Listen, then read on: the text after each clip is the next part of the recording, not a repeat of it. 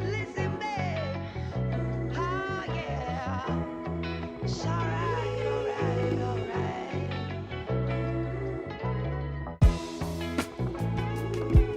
Listen, babe. Oh, yeah. It's alright, alright, alright.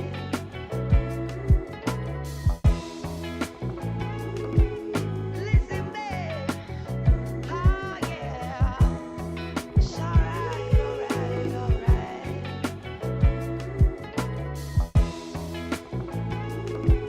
Listen, babe. Oh, yeah. It's alright, alright, alright.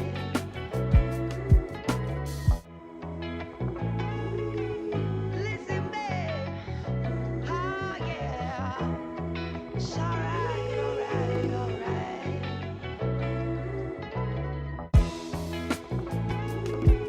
Listen, babe. Oh, yeah. It's alright, alright, alright.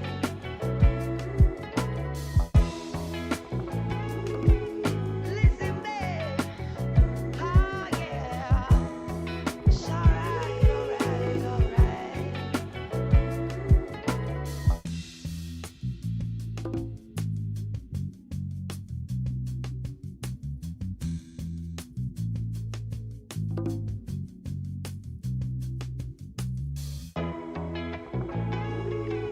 Listen, babe. Oh, yeah. It's alright, alright, alright.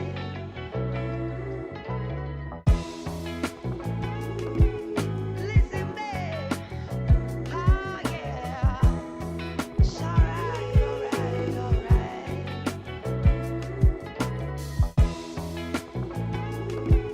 Listen, babe. Oh, yeah. It's alright, alright, alright. Listen, babe. Oh, yeah. It's alright, alright, alright.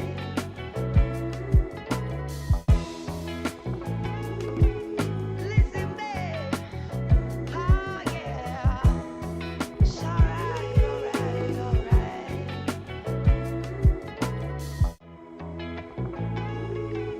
Listen, babe. Oh, yeah. It's alright, alright, alright.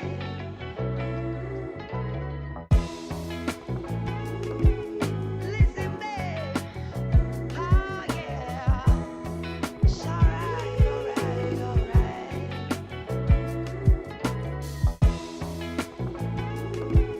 Listen, babe.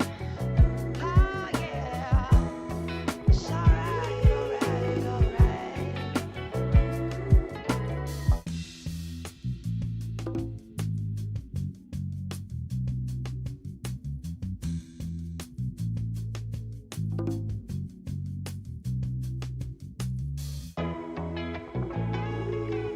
Listen, babe.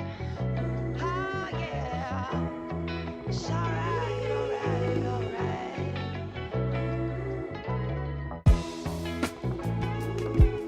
Listen, babe. Oh, yeah. It's alright, alright, alright.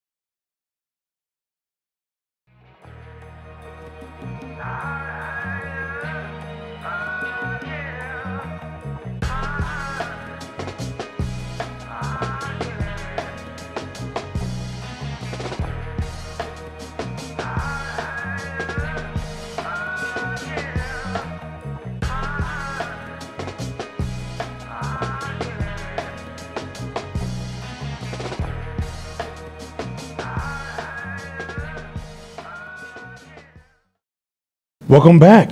What's happening? Now, this is our last class of the year. It's been a hell of a year, right? Been a hell of a year. Hell of a year.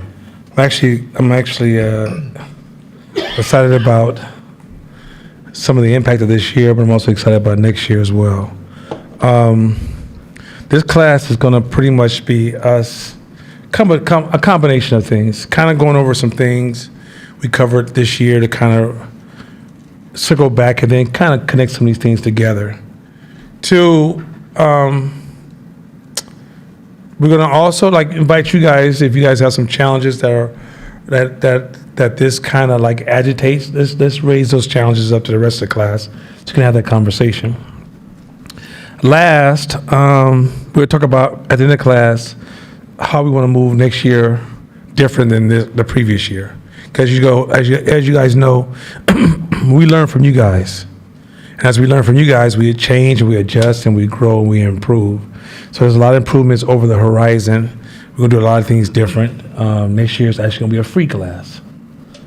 So if you're just listening to class and you're not really listening to the homework and you're not doing the podcast and you're just listening, then it's free for you. And you want to share with friends, the class is going to be free. But we get into details, a little bit more details about that. Any thoughts before we get started?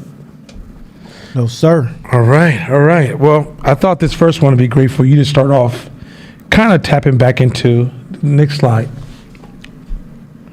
Scarcity. I think you did an amazing job in discussing scarcity last year. And I feel like, it's something if you actually develop that lens to see the impact of scarcity, it's a cold-blooded lens, invisible to the popular culture, but those of us who can see it, the impact that it's having upon the African American culture and Latino cultures and working class culture is huge. So I thought maybe you could start us off with kind of just reflecting back on a couple of key points around scarcity. Yeah, I think this is a fundamental one. Have you ever talked to a person who was maybe in a low economic situation and you chopped it up with that person? And you got to talking, and at the end of the conversation, you realized, damn, that person was smart. Or that was a good dude, or that was a great woman, or that was a great conversation, or man. And it made you think, I wonder why they poor. Wonder why they ain't got money, or wonder why they homeless. You'll find that most of us, our intelligence levels are there are only small differences in the level of intelligence that we have for each other, but scarcity is the reason why. How we manage scarcity, because literally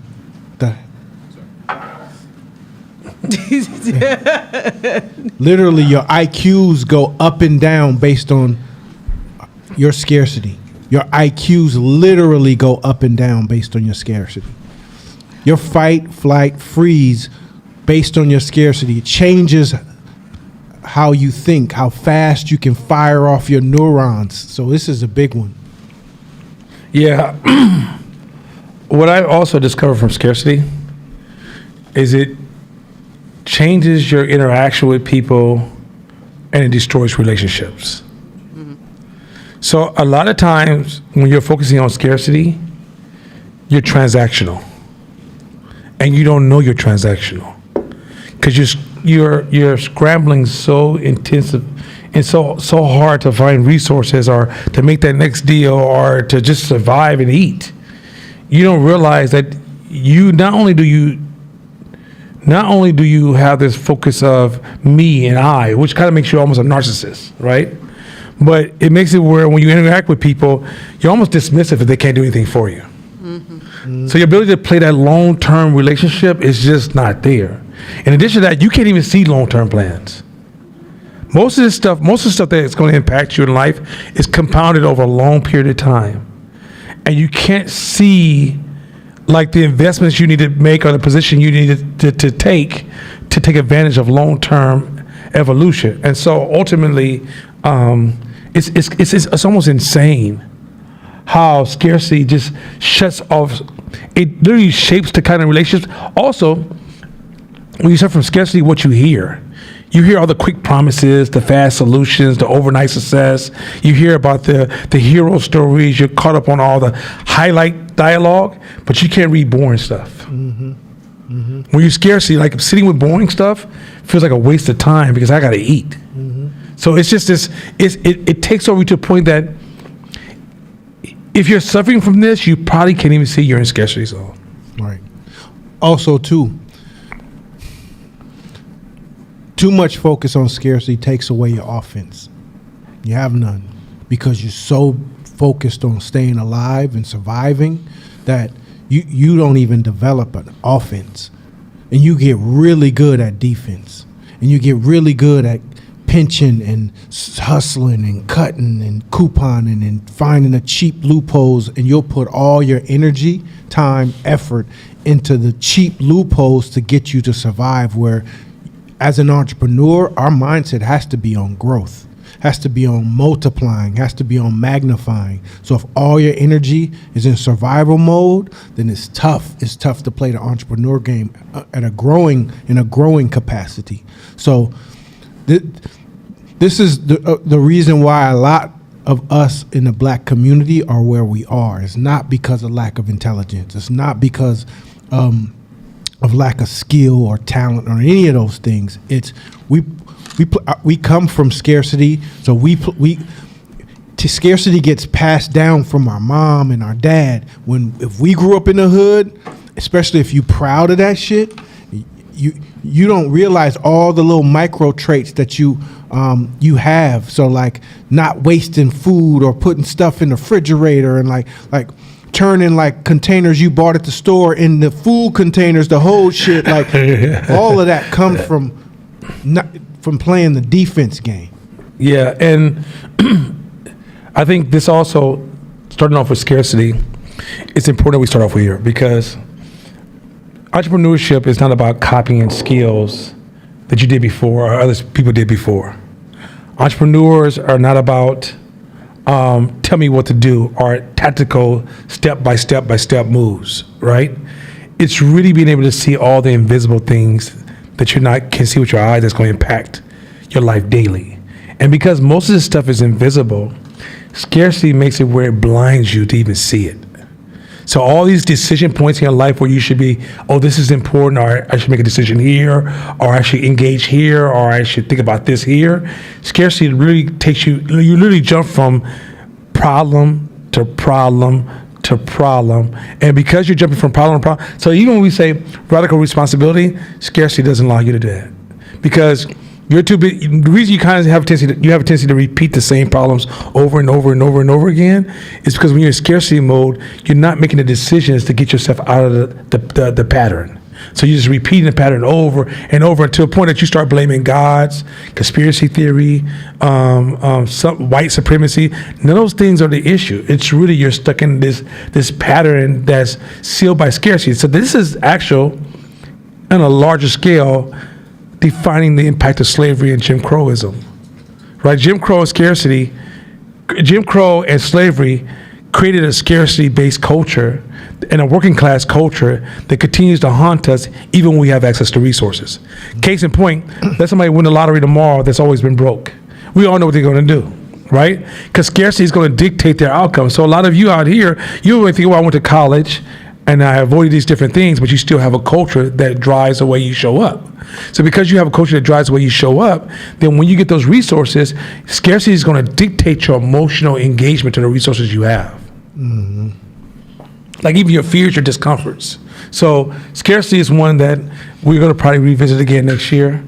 I thought it was court illustration of scarcity was just brilliant. And I'm excited about him bringing it back next year because I think it's going to take time to get past it. Also, without culture, I don't think you can get past scarcity individually. The reason you can't get past scarcity as an individual because you need the back and forth to see yourself. Human beings, we're best at judging others. We're horrible at judging ourselves. So if you're going through scarcity and you're only talking to yourself, you're convinced, I'm good. I don't know what you're talking about. I've been in class. I know what scarcity is. It can be applied to me. I know all the ins and outs. But then I can look at you and go like, no, you are totally responding to scarcity. So you need that feedback and that back and forth dialogue just to see the impact of scarcity in your life. But if you think you can just sit there and meditate and see it, it's not possible. Also, understanding the macro, micro, meta game in regards to scarcity. It's also a way to help you navigate around scarcity, because inside scarcity is you're just swinging. You're swinging. People come in front of you, you're swinging, you're surviving. Okay, I just survived this. Oh, wait, here comes another person around the corner, and you surviving. But then macro says, who are these people? And then meta says, why is this happening? And if you can slow down enough to get to the why, then you can remove yourself or find a different direction of where you're going. So, but most of us in scarcity, because we don't have enough time, we just swing and we just get just enough to get up out of water and we swing again. And so that's why they say the man's keeping us down. It's really scarcity. Yeah, it's almost like we want to get out of it, but we design our life to stay in it. Mm-hmm. So we're just looping. And even I would even like next year I'm gonna get deeper into decision making. Most of us are not making choices. We're making, so I'm gonna say this. It's gonna be, stay with me. I don't have time to explain it tonight because we have a lot to cover. There's a difference between choices and decisions. And if you're not making decisions, you're making choices. And making choices is just you responding to your default. Decision requires for your brain to be online, thinking, processing, and calculating the best choice to make, right? A decision to make. Many of us think that our choices are decisions. And a lot of times choices are like these binary, either this or that, or this is what I feel, this is what I like, this is what I want, this is what I can tolerate, this is what I don't want to deal with, I'm too tired for this. Those are all choices. Or I don't want to do anything at all. Those are all choices, right? So scarcity keeps you in choice mode, not decision mode. And if you're not making decisions in your life and you're just making choices, like all your choices are tied to your default behavior. So if you grew up your whole life being emotional, angry, broke, always fighting people, choices will keep you in that pattern. The only way you're gonna move out of a lifestyle you've always been a part of is make decisions. So if your mother and father gave you a group of choices that you were baked into, that's deep. You cannot change your life until you take ownership to make decisions. That's deep. That's deep as fuck. So there's a huge difference between choices and decisions. And the scare thing with scarcity is that it's a choice-based game. That's dope because the decision is off the board, the menu. Not it even could option. be off the menu. You can say, I'm doing this, but your choices is this. That's dope. That's all. And think about this. Most people in scarcity I don't have time to think. Yes. That means you're just repeating over and over and over. A decision maker realizes, for example, I don't know about you, but when I walk around, even if something happens right now, it's about to get processed within the next few hours, aggressively. Because I got to be able to make a decision about what just happened so I can make a choice of what direction I want to go with my life. But if I just make a choice, even though I may, there's a difference between solving a problem and solving a symptom. Solving the problem and solving a symptom. You can go to a doctor and have a cough, a sneeze, and a runny nose. They can give you medication to stop your nose from running, stop you from coughing, but you're still sick. Mm-hmm. Right? Many of us, when you're in scarcity, you only focus on symptoms. Mm-hmm. You don't even know how to identify problems. Mm-hmm. Mm-hmm. And so being able to sit down and go, okay, and so in order for you to identify the problems, you have to think deep enough to separate the symptom from the problem, then create multiple choices, which is optionality, make a decision to control your life. But if your decision making, which is lazy, it's either this or that. Either I'm gonna stay here or leave. Either I'm gonna knock you out or I'm gonna be cool. All that is forms of choices because it's binary. When there might be 7 other options that require for you to think to access them. So if your life seems like it's just a repeat of last year, the year before, it's because you've been stuck in choice mode because more than likely you're part of a scarcity culture. Guys get that? All right, let's go to the next slide.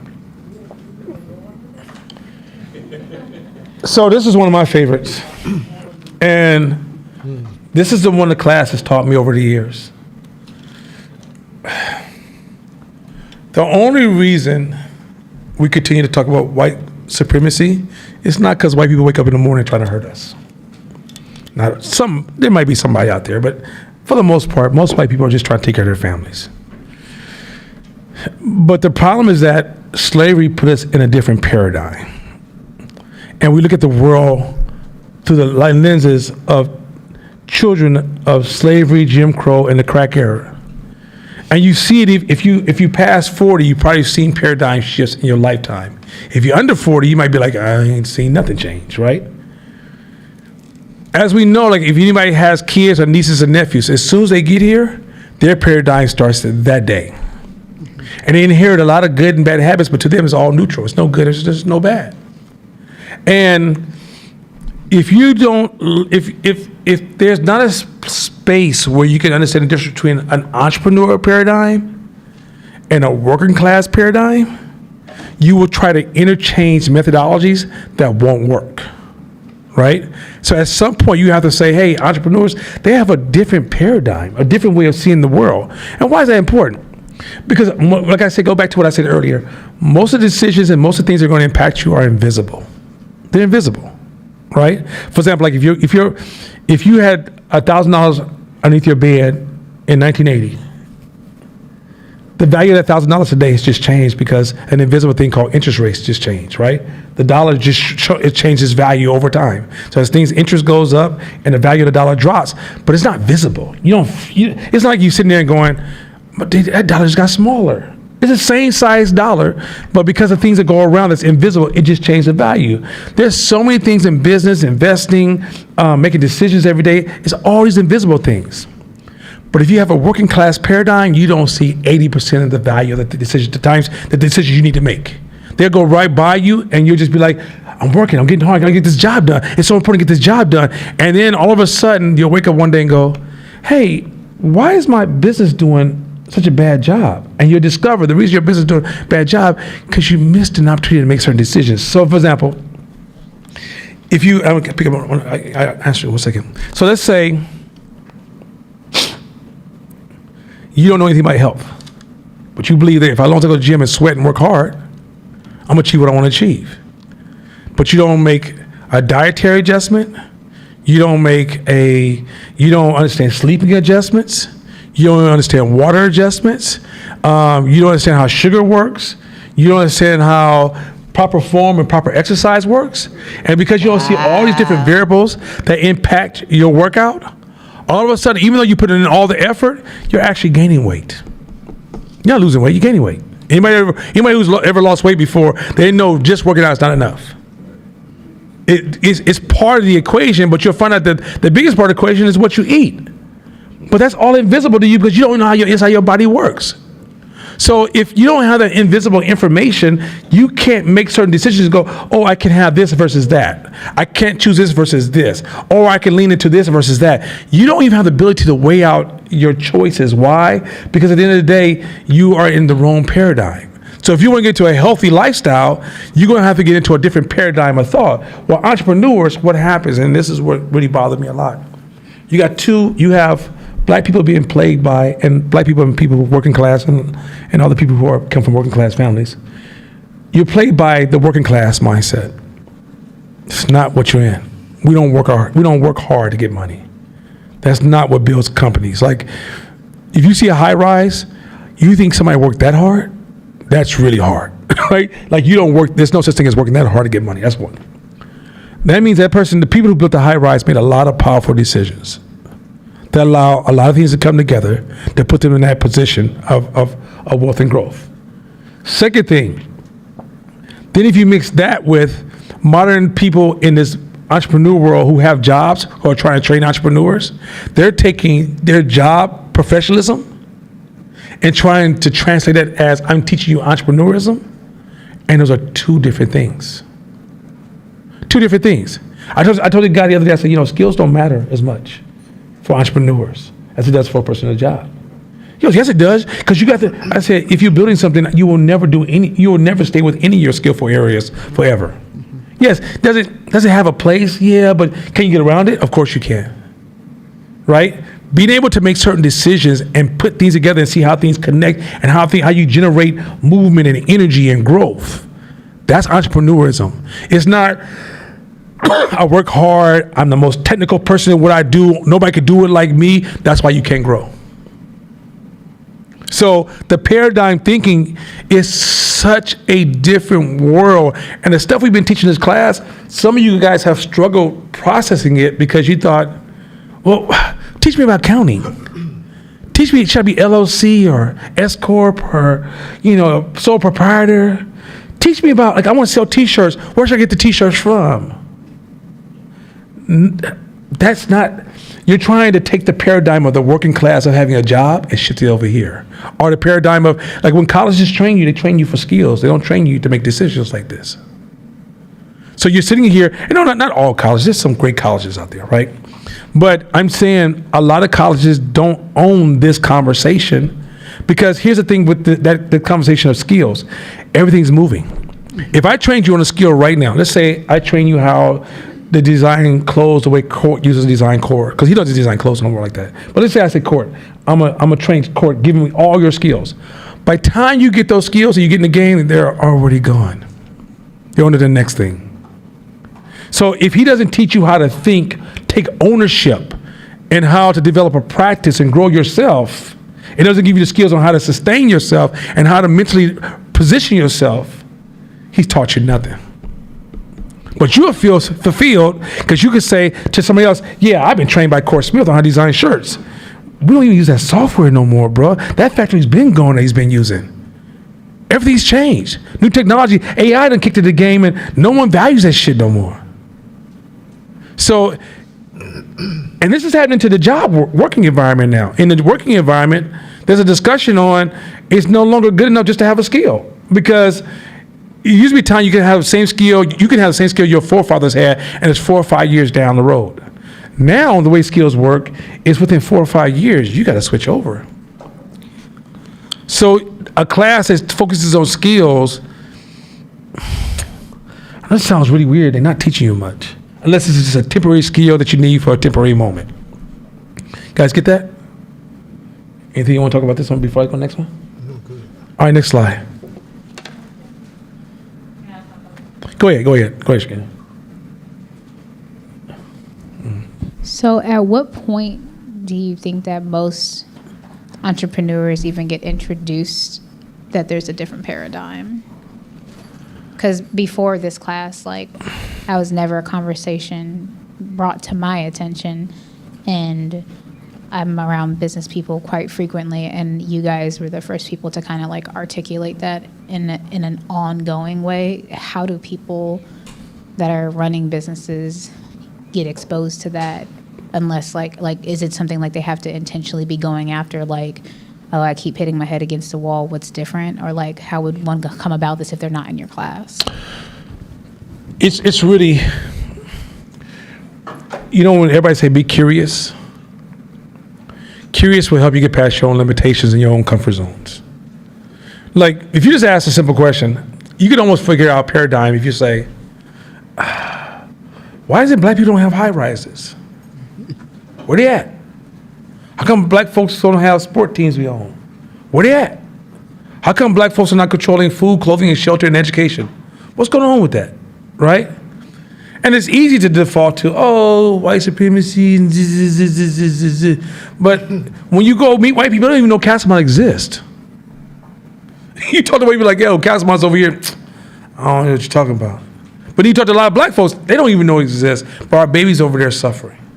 And I think as you continue to ask questions, you start realizing something's different about them. And then when you hang around an entrepreneur, here's the other thing too. You got to be humble enough to be around an entrepreneur to realize you're different. If you're argumentative, if you trying to compare my lifestyle, okay, I make $30,000 a year, you make $2 million a year. I don't do shit like that. Why you do it like that? That's stupid. Well, guess what? You're never gonna figure out that paradigm. You're too busy defending your position. You literally gotta, like, okay, let me make it really simple. Remember I said that we're not strong as animals. We're stronger based upon the group. The group is where, as human beings, we outsource our intelligence to the group, right? Can you join the group? Can you position yourself to be invited to the group? That's the reality of it.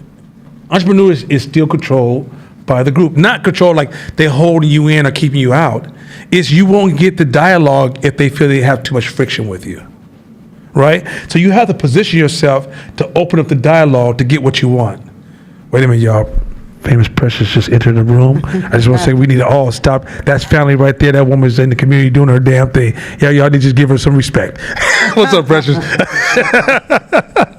That's my family. But she's performing for real. That wasn't a joke. So the thing is that, getting back to my point, is that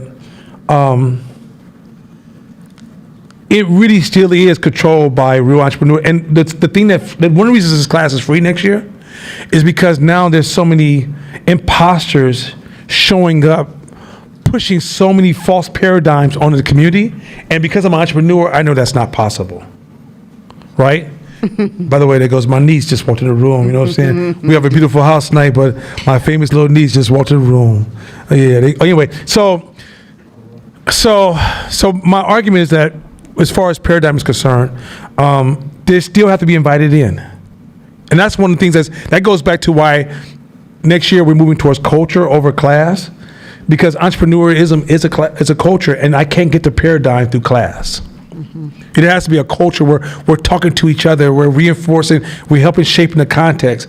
By you just listen to class, I can't tell you how many times I'll talk this class and talk to people one-on-one. I'm thinking that's not what I meant. That's not what I meant.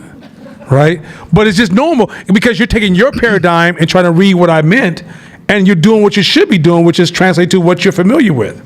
And my goal is to say, I know you're familiar with this, but in order for this to work, you're going to have to think about this totally different.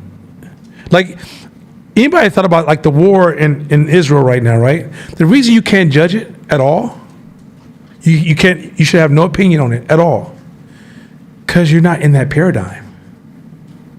Like, I was talking to Josh, and I'm just talking this one little small snippet. I said, it's easy in hindsight to be like, yo, they only killed 1,000, then you turn around and killed 12,000 or whatever. I'm throwing the numbers, they're horrible, but the ratio, the contrast is somewhat there. Okay, put yourself in a house where you got a whole bunch of kids playing out front, and somebody just starts shooting every one of those kids, and bullets are flying your way, and you got guns and weapons in your house, and you close your eyes because at the moment you're under threat, and you start shooting. And when the smoke clears, it goes, dude, you killed the whole block. You can't now when a news reporter would be like, oh, look at this ratio. You can't process it because you're sitting here in a land of peace. The loudest thing you heard the whole week is a firecracker, right? They dropped 2,000 mortars or bombs was flying over Israel every day. This requires a deeper dialogue analysis where you can't make a judgment about Israel or Palestine, any of this stuff, sitting in the comfort of the United States in your seat. So really, a lot of people who are protesting one way or the other. There's other deeper incentives. I don't really think it's about Israelis and Jewish people. I think it's other issues and challenges that's making it about Jewish people.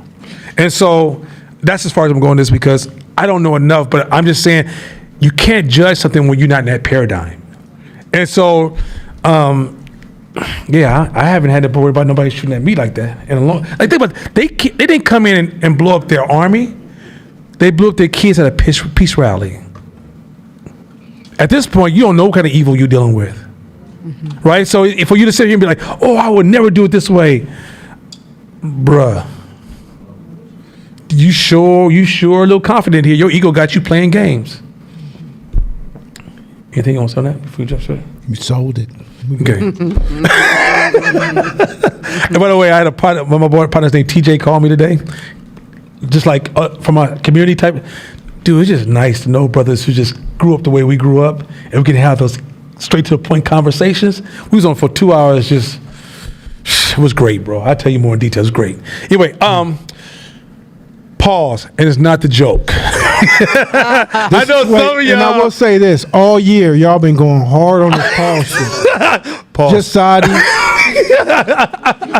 Him right next to you. No, and when we get a guest appearance from Dre, he's the quickest to let you have with a pause joke. And even Kev is a master of pause jokes. No, Kev will say, I got questions. I got questions. I got Oh, questions. you go, hey, yo. So, for entrepreneurs, the pause game. Okay, we will pause this whole subject here. Let me get a pause-free space for 1 second. You can't afford not to think. You cannot afford to think. But you know how I can play you? Put you in a position where you don't have time to think and make a decision quickly. You know how I can play you? Let your emotions run really, really high and you make a decision. Go to a car dealership and that car you've always wanted sitting in front of your face. You stop pausing. You start making quicker and faster decisions, and your emotions are dictating, and then your emotions are creating this form of rationality. The way you turn off your rationality is become too emotional.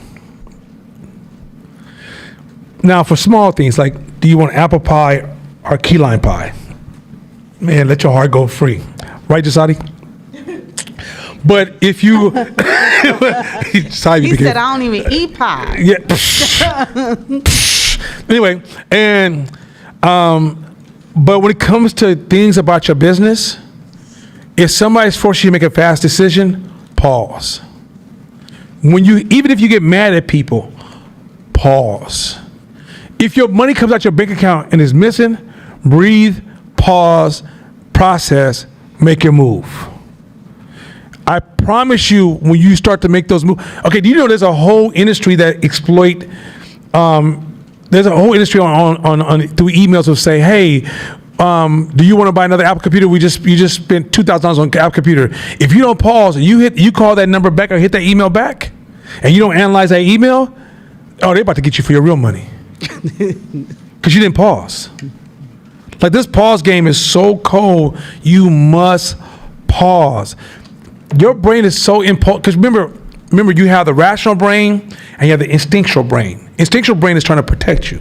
It senses fear, it's going to respond. So you got to know, you got to pause, let that brain kind of calm the hell down so you can finally make the right decision. And what we notice in this class is that, or sometimes pause and look for a mulligan and call one of your peers. Hey, man, I'm about to run across this. Because remember, if I have nothing invested in your problem, I can see more than you can see. So sometimes I'm bounded by the stress or the realism I'm in, and I need Court to come in and say, wait a minute, let me hear those numbers again. And as he's talking, I'm like, oh, I see where he's about to go. But before he spoke, I was deep in the cloud of binary or this or I got to do that or what am I supposed to do? None of that stuff is true. Pause. Real talk. Real talk. No, that's it. I mean, but what we used to call it 2 years ago was deep breaths. Mm-hmm. So if you can stop and take a deep breath, or if the deal is good, it's going to be good tomorrow morning. The deal is good today, it's going to be good tomorrow morning, which allows you time to process it. Remove your emotions. Again, as entrepreneurs and marketers, we sell some of this shit, right? That's why you have 50% off sales and slash the prices and get it now or time-based marketing strategies. All those are built around debilitating people's ability to pause. Because if everyone stopped and thought about all the shit that they bought, we wouldn't have 90% of the shit we got in our houses right now. Because purchases are emotional-based decisions. It's emotion-based. So our jobs is to sell it but not be on it, right? So when it comes to us, if we're on the other side of the negotiation table, taking a break is one of the smartest things we can do. Even if it feels good, even if it feels right. If it feels right, it's gonna feel right tomorrow. Especially after you analyze it and go through the numbers and do the due diligence to where it's really gonna feel right. If you suffer from commitment, let's say you have a tendency to be really busy in your schedule, so you overcommit all the time. You busy all the time solving other people's problems, helping people, going to other people's events, right? When people ask you to do something, just pause. Wait 3 or 4 hours before you respond. And you'll be surprised about the 4th hour. You'll be like, did you check your schedule? Or, you know, that won't make no sense. But if you don't pause, all the emotions that just hit you, oh, that's my loved one. I got to be there. And then you sit there and go, oh, man, I got too many loved ones in my life. Look, I got to be everywhere. I ain't never where I was supposed to be, right? So a lot of times, just knowing how to just pause. It's the most simplest, but also, somebody help her with her crutch before she fall off that chair. Okay, she got it. Good. I was like, Lord Jesus, she about to fall and go break the other leg. No, but I just saw it. I have a vivid, my imagination don't work. Anyway, point is this. Pause before you come at me. But no, seriously, but really, like, it's just so critical just to pause. Yeah. You done with that one? I'm done with this one. All right, next slide, because I'm going to get in trouble. Okay. So this one comes from some of the dangers I'm watching. So I have a lot of big clients. And I'm working on a lot of big projects. A lot of big projects. And you have no idea how much charisma hijacks projects. Often charisma works because you don't own the subject. But most of us don't own most subjects. So that's just part of who we are. Do you realize how many people are very charismatic, but they are not saying anything? I sat with a group of top line educators. I'm talking about people are ahead of a lot of the top people. Some of the most influential people in the United States I sat with in the last 2 weeks. And they all knew they were working on assumptions. I mean, they just had assumptions. They don't really have, they don't know, they haven't clearly identified the problem. They're trying to address the problems to attacking a symptom, but they haven't seen the problem. But you know what they did? They used all their charisma to make it where no one's able to think past their charisma. So let's say you're in a room full of people and somebody has a lot of charisma. Let's say they're talking about racial issues, money, investment people, Wall Street, what was it, brother, Wall Street, whatever, or 19 Keys, very charismatic people. It stops you from examining the content of their discussion.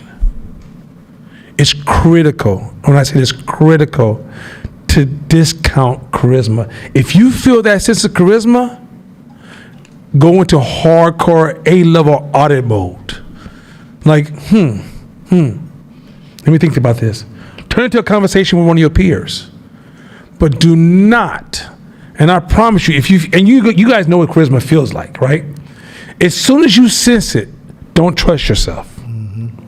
It's not about them. I'm not attacking anybody out there. But as soon as you sense it, I remember I had a client of mine said, hey, Nana, we love you guys so much. We have a dope office downtown Oakland. It's a beautiful office too. It's beautiful. Like you look at the office, Oakland looks like the future. And they're like, we like you so much. If you guys want to, you can just, our office is underutilized. If you want to use a portion of our office anytime you want, you guys can use it.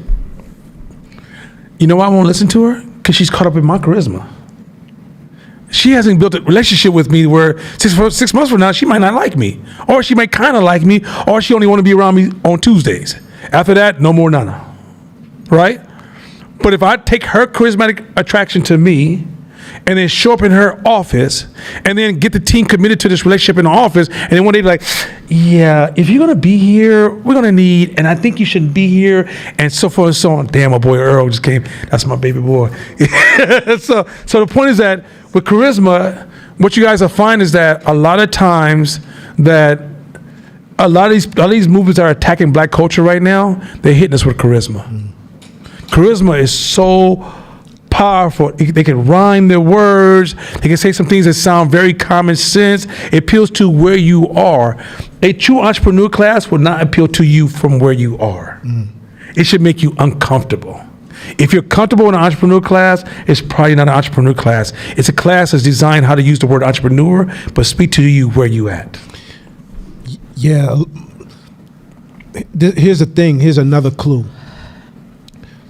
All successful entrepreneurs aren't attractive and beautiful and handsome and like perfect physical features. Thank you, bro. Thank you. That's okay. It's all good, man. Don't do all that, man. Come on. It's not my birthday. A lot of times those folks get put in the front because of the charisma, because of the attraction, and you lose the ability to consciously listen to what they're saying because you're caught up in some sort of visual. God didn't give intellect and genius and entrepreneurial capability to just that certain group. So you have to sometimes back away from your own likes and dislikes and what you feeling and snap into and look at what people are producing. Let me see your receipts. Hold on. Okay, this shit sound hella good. Let me see your receipts. And if the receipts don't match what they talking about, then you walk away. When I was young, late teenage, early 20s, I had a partner. But that's when the Warrior game tickets, you can buy $10 tickets. Wow. I don't know if y'all remember that. We live a couple exits away from the Coliseum. We be watching the game, be like, you know what, let's go. And 2 people can get in for $20. And I had a partner. Every time I saw him, he said, come with me.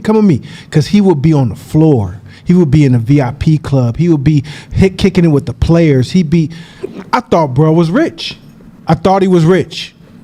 So, and every time he saw me, he'd take me and he's like, okay, we're going to go into this VIP section. I'm like, I don't got a ticket. He's like, just follow what I do. Stick your chest out. And we just mosey on past the guards and they nod. And I'm like, damn, how you do that?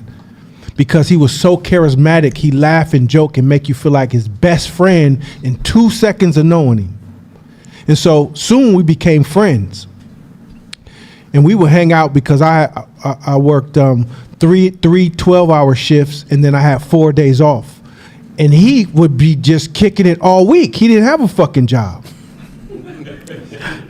So we'd be chilling, playing dominoes, playing games during the week, and he would always be invited to these high-level VIP events because people thought he was doing big shit, and he was basically doing nothing.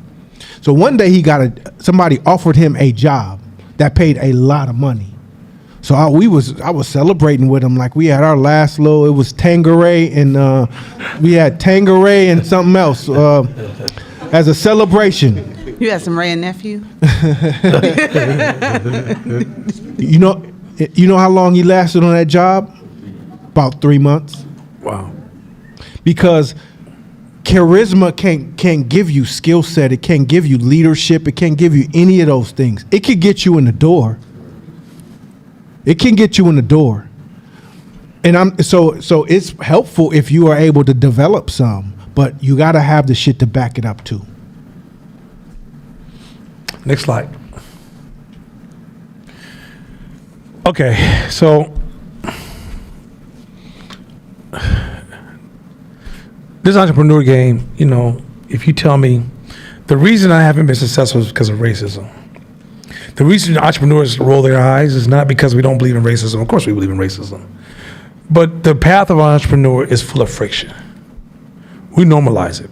It just is. If you want to throw racism in there, so what? It's just another problem, another challenge to the bucket. But as an entrepreneur, my competition is trying to compete with me. Other industries who feel I'm pulling resources, they're trying to compete with me. Opposing ideas are competing with me. My family's competing. It is what it is. But what really allows me to talk about this one, where I wanted to go, is that we have this new culture. We're demonizing friction.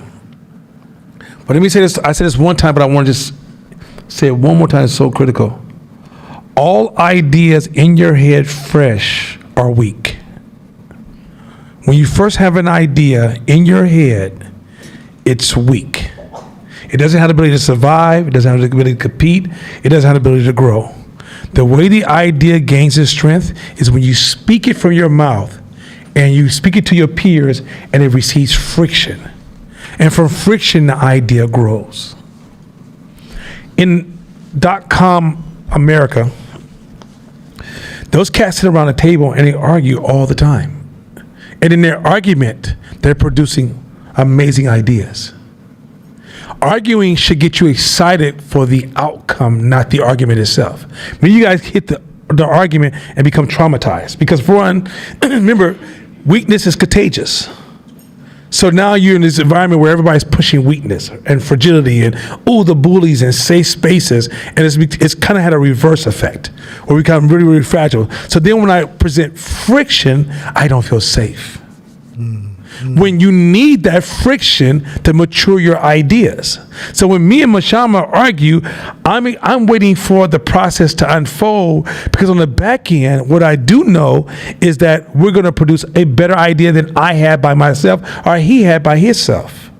Right? So we always, matter of fact, if you have Fight to Media, we argue a lot, but we're all excited. So the emotion, anger, that's how we diffuse the trauma of the argument. Because for us, a lot of times in black families, when we argue, it ain't good, right? Sometimes many of us slept outside many nights behind arguments, and if you're young enough, you kind of got that belt behind the argument, right? Or you better not argue.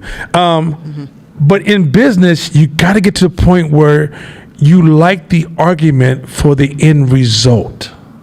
Now, the argument can't be personal. I can't say with your blah, blah, blah, or I don't like how you always, those are personal kind of comments, right? But you have to get to the point that if you have a great idea, I got a great idea. You have to figure a place to bring that idea to the surface to be argued. And that's when the idea starts to see, you start to see the weaknesses of the idea. Sometimes you may even replace it with other options, or you may add options to it. So for example, let's say I have a plan to drive from here to there, right? Or I have a business plan to go from here to here. Your brain should say, but what if I don't make it? What if this happens? What if that happens? What if this happens? What are the different variations I can come up across? And then how do you, on the back end, build all of that infrastructure to give you optionality that all those things happen? But when you don't have anybody to argue it, you're trying to create a perfect story, and then you become stressed or frustrated or angry. And the only reason you're stressed, frustrated, and angry because you had too pure of a path. So your maturity comes from the argument. Guys get that? Next slide. Okay. People, stop being a lawyer for yourself and start to become archaeologists of self. Stop being a lawyer and become an archaeologist. You can't see yourself. This is why you need other people to help you see yourself. This is why the quality of people around you matter, because what you will see is only what they're capable. When they give you, whatever they give you back is only what they're capable of seeing. Have a group of weak friends. You are amazing. You are flawless. I don't understand why the world hasn't moved to the side just for you. And have a group of strong friends, and every day you wake up going, I got so much work to do. Literally, that's the difference. You cannot. The benefit of human beings is that we have parts of our brain that distorts truth so much that it will literally tell you things you need to hear to make you feel better. Right? It will even add. So for example, you will take this class about bias. I will come to you 6 weeks later and be like, yo, you have a bias? She's like, I can't have a bias. I took the class. I'm one of your top students. I know what biases is. You even explain it to me. But you don't know what your brain just did was said, bias? Oh, that's another excuse we got. I'm about to use that one. So even though you're moving a bias, you'll use it towards judging silence, but you can't see yourself. So the way this wonderful world made us, God, or however you want to say it for those of you, however you want to come, Allah, Muhammad, whatever, the way the world produced us was this, is that because we are a herd animal, the way we see ourselves is through the herd. The herd will say, I know you think you this, but this is how you're showing up. And in that process, you all of a sudden go, oh, shoot, I got it. That's hecatite, right? But the reality is that you need other people to help you see yourself. And it's impossible. Isolation makes you ignorant. Isolation makes you weak. And isolation creates mental distortions. You have to be around other people to say, I didn't know that was about me. I didn't know that. Because you don't have to have an intent. I remember a long time ago, I was at Ian Nod's fashion show. And I didn't like the clothes on the models. And I was always harsh on Ian Nod. It needs to be like this level. I thought I was sitting in front of the stage like this.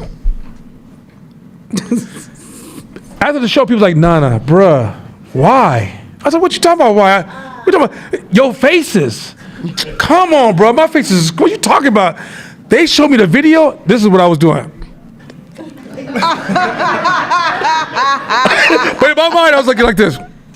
I literally couldn't feel it. I still can't record that to the, I'm talking about if I use my deepest part of my rationalization, I don't see that. Right? But when he showed me the video, I was like, oh, hell no. In front of the stage, in front of the models. I'm literally telling the model, that's whack what you got on with my face. Right? so that's how invisible we are to ourselves. And so if we don't divine a way for us to help us see ourselves, I promise you, like, my son has taught me more about myself than I could have ever seen. My daughter teaches me about myself. My wife, my friends, my partner, everybody's telling me about myself. Everybody's holding mirrors up to me all the time. You see this here?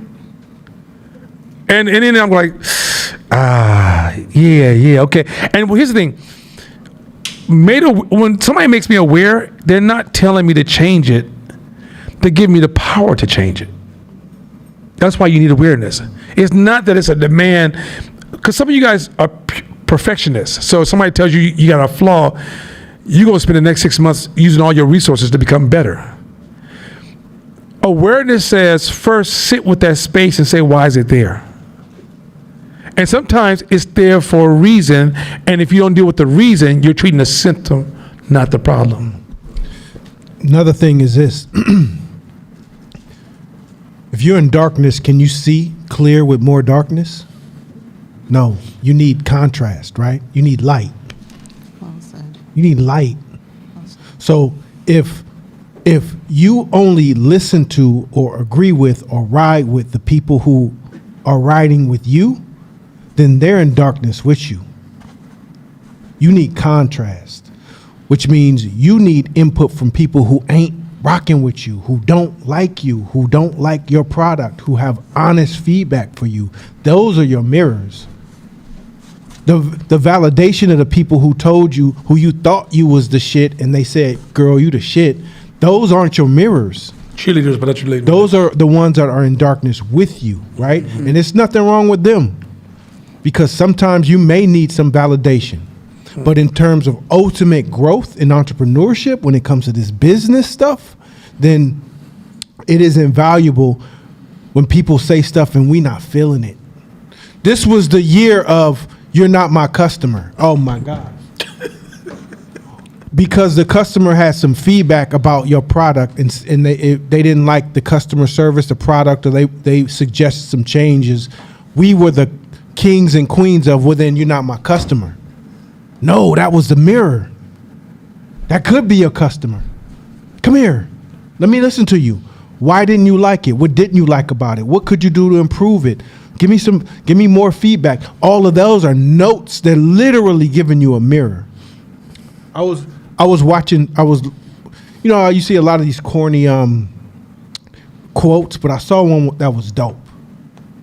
And it said,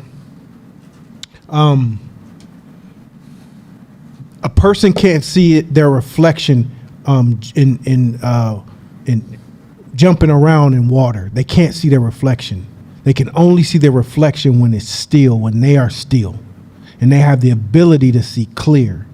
Clarity isn't always friendly to you. Clarity is real.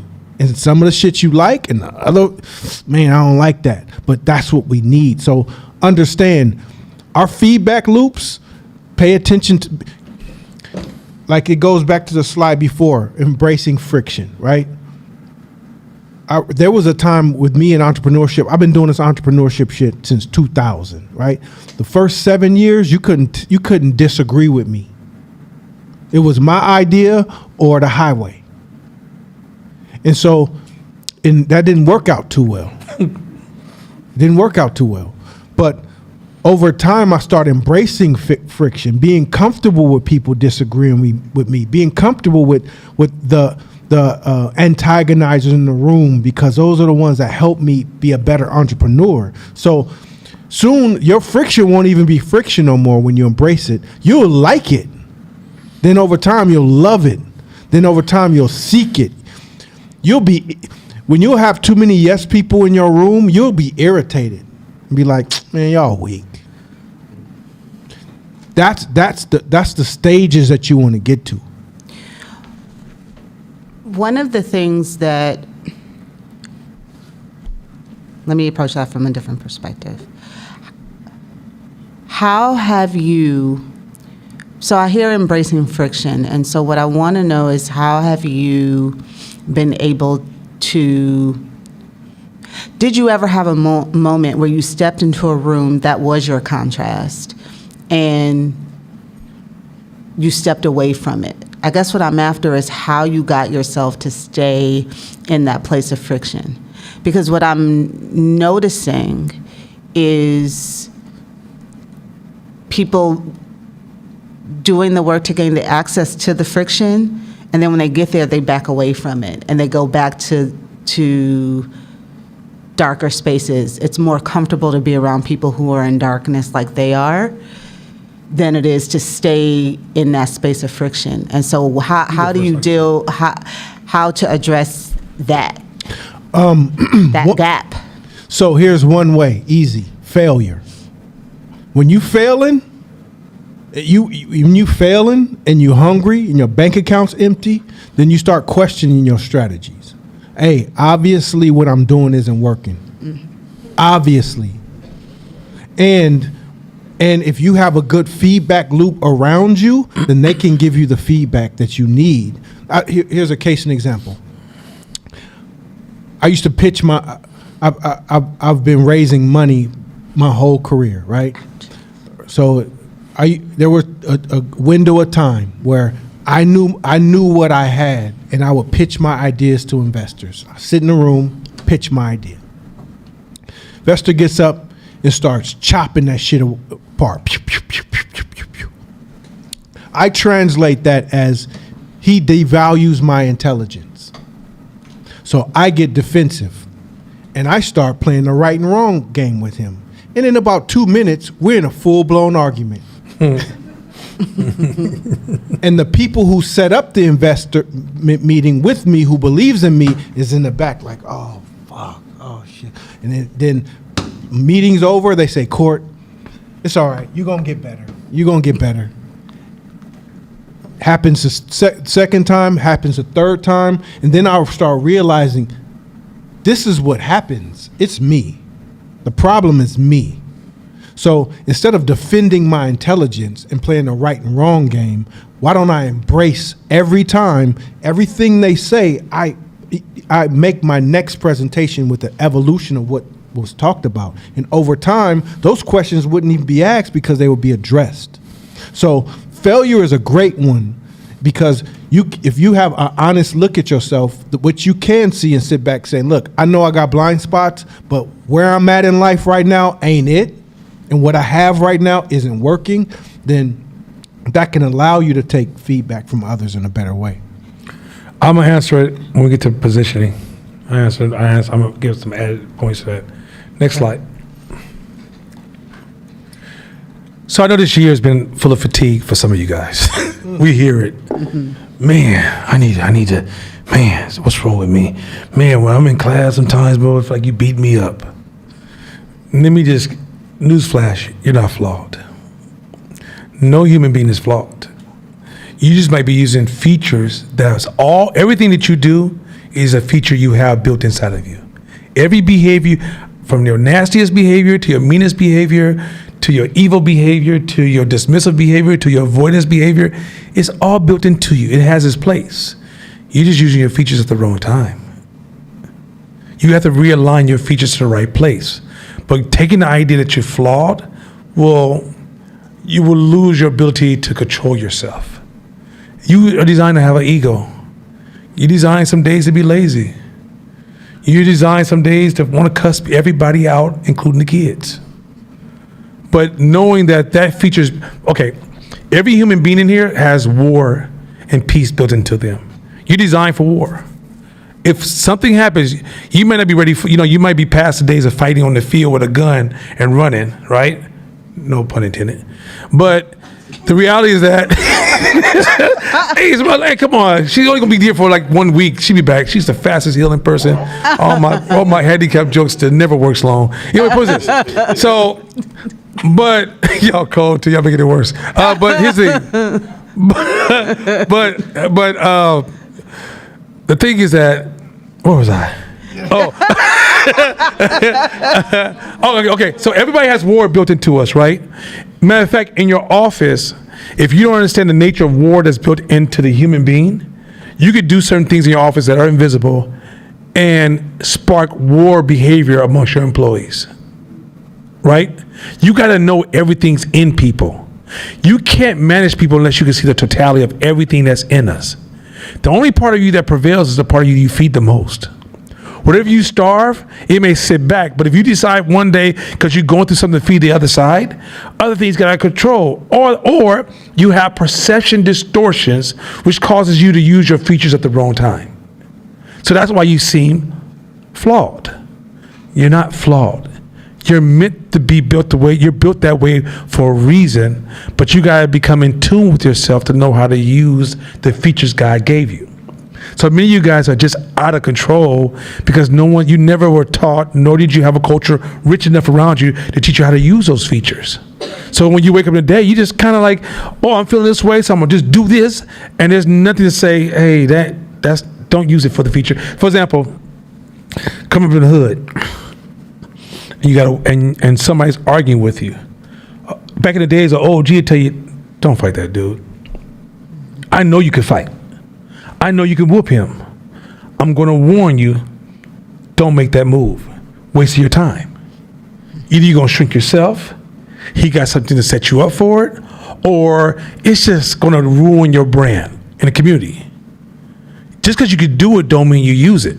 So even though I'm designed to protect myself, you should not use those features inappropriately. You guys get that? So you're not flawed. I don't want you to ever run around like, oh, I'm so flawed, and what's wrong with me, and oh my God, in Hope class, I learned so many things I could do better, right? We got to get to the point that we shift from the flawed dialogue to, I got to get my features in alignment. You guys get where I'm going with this? So we're just out of alignment many times, and that takes a little work and discovery, but we got to get away from this good versus bad, right versus wrong, evil. These people are evil. I don't know what that means. These people can be distorted, but the word evil is just really a projection. It's not the way we're designed. Also on the other side too,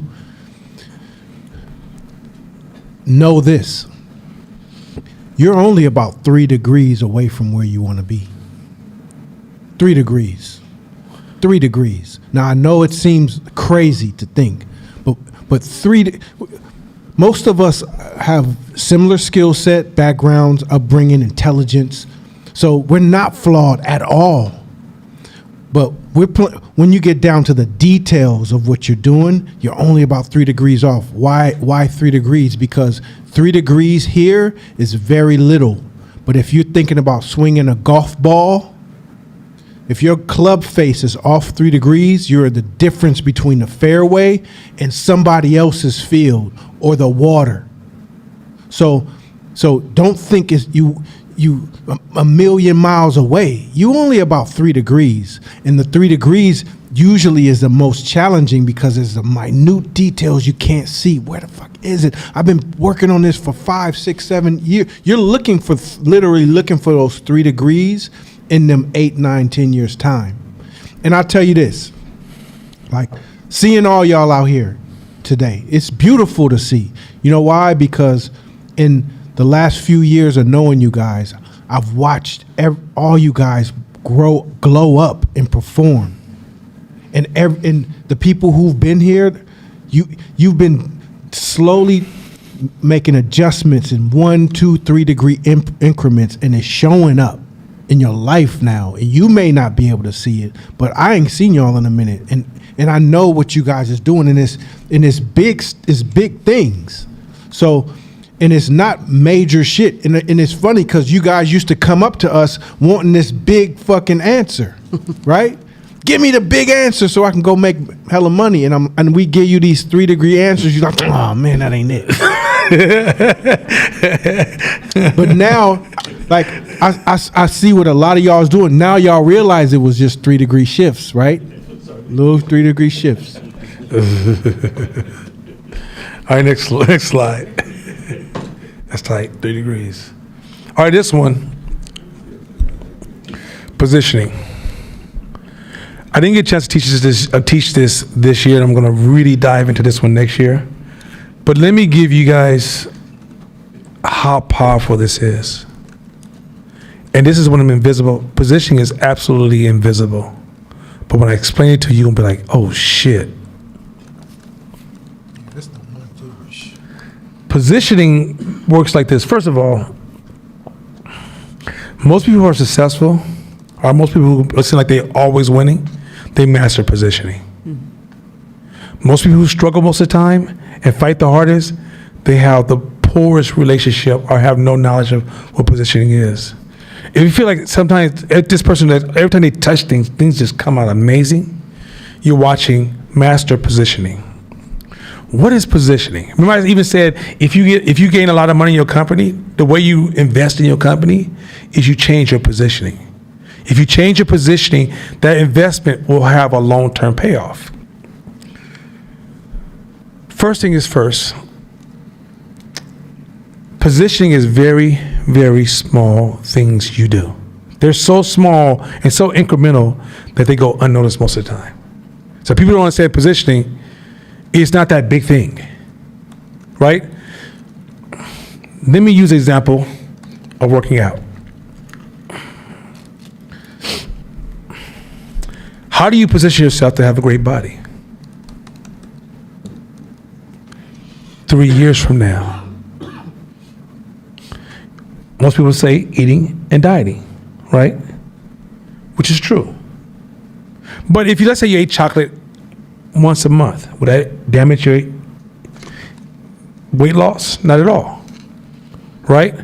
In order for you to achieve the benefits of working out, which is every day maintaining it, it requires what? Consistency. I mean, if you come to class 1 week and you in it, or 6 months you in it, and then next 6 months you're gone, ask Shakina, will you lose weight? If it's just because it's the same as that's what positioning is. It's the incremental things you do in your life to set you up for the win for the future. Right? So let's go back to strength. We all know in entrepreneurship you need strength to handle this friction, some of this stuff that you're going through, right? What have you been doing in your life every day to grow your strength? Not be ready for the day it shows up and you're gonna be strong, because you're not.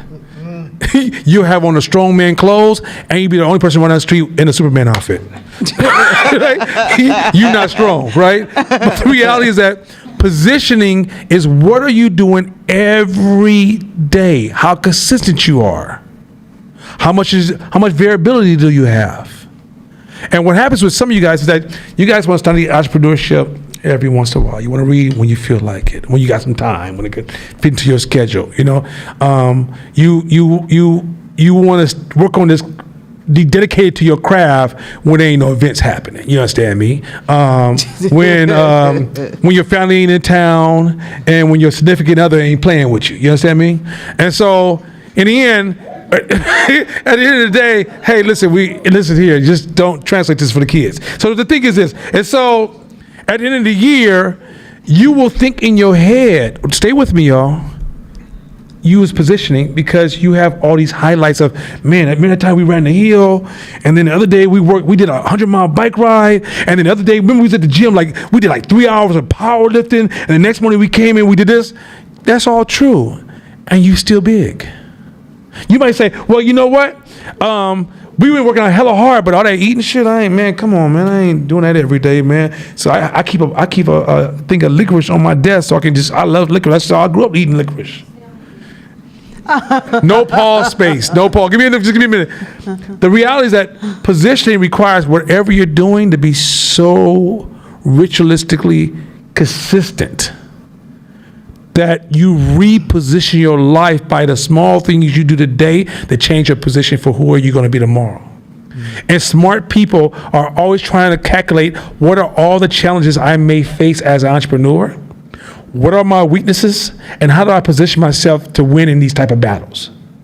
Some of you are running around, and it makes it so. So imagine I come over your house, and you just worked out for 5 months intensely. And it's the 6th month and the 7th month, and you kind of been pathetically falling off, like missing days in here. And I come in and critique you, say, hey, Tone, man, I think you're slipping. What do you say? I've been working for the last 6 months. And you're going to get defensive over the last 6 months. Those next 2 or 3 weeks or those next 6 months count as much as the first 6 months. Playing the this business stuff is not, this is why scarcity and positioning is almost like talking about the same conversation. Because in your mind, scarcity is, what can I do right now for success? Positioning tells you that's no such thing. When something seems like it happened overnight, it's because you didn't see all the positioning that happened behind the scenes. Because positioning is invisible. Here's another thing too. When you're doing the work of positioning, so this is a long time ago when Tone Vic was working out. This is an old one. And I always use it because Tone just gonna cuss me out, and then we're gonna still be brothers, and he gonna still have some good food at his house. Point is this. So Tone Vic said, don't you poison my food, bro. If that stuff smells sour, man, I promise you I'm gonna be mad. Anyway, give me old food. Talking about that's all you get. Anyway, point is this. So Tone this is when he went that 30-day challenge. You remember that? Were you around when and every day when he was working out, he's like, yeah, today I did this on my workout. He's like LL Cool J shit, right? We don't do that no more. That's like 1990s. He was like stuck in that year. Yeah, I want a roundaway girl. Anyway, point is this. And so I'm like, you married, dude? Yeah, but she's roundaway. No, she's not. so anyway, so Tone was going. Ask him after that 30 days. Ask him after that 30 days. Does his body look any different? You know what? Now, I come sorry. No, I'm talking about, did he lose any weight? Did he lose any weight? Right now, watch this. So watch this. Stay with me, y'all. Stay with me for a second. So Tone Vic. So this is when Tone Vic started the business he's having right now, and Tone Vic is actually growing his business, and you may not know it because he's positioning right now. No, there's no conversations, no details of what he's doing. His head is down. He's doing the work. I run up on him one day. I said, Tone. I said, how you doing, man? I ain't seen you in a minute. I've been busy. I'm going this. I got paying salaries of people. I got this happening. This is happening. Dude, this is amazing. I said, Tone, watch this. How did you get there? Man, I put my head down, start worrying about what other people thought. That's what positioning, you get no rewards. Nor do you get anybody to judge you. Meaning, if you decide not to work out, no one's gonna be like, what your fat ass doing? Get up. Right? That's how I talk. That's just how I talk. Right? or would you get the other way around, which is, yo, you've been working out for 5 days? Bruh. So when he was doing that 30-day thing, he had the wrong focus, which because it's going to force him into short-term thinking. When you're doing what it takes, there is no cheerleaders, there's no crowd, there's no marching bands. True. And if you fall off, the results you get is because your inconsistency, your distractions, your excuses is because you did not position yourself. This whole game, everything we do is about position. You don't get a warning for the next battle. You don't get a warning for the next earthquake or the next time you're going to lose some money or the next customer's going to come for you or the employee's robbing you. You're not going to get that warning.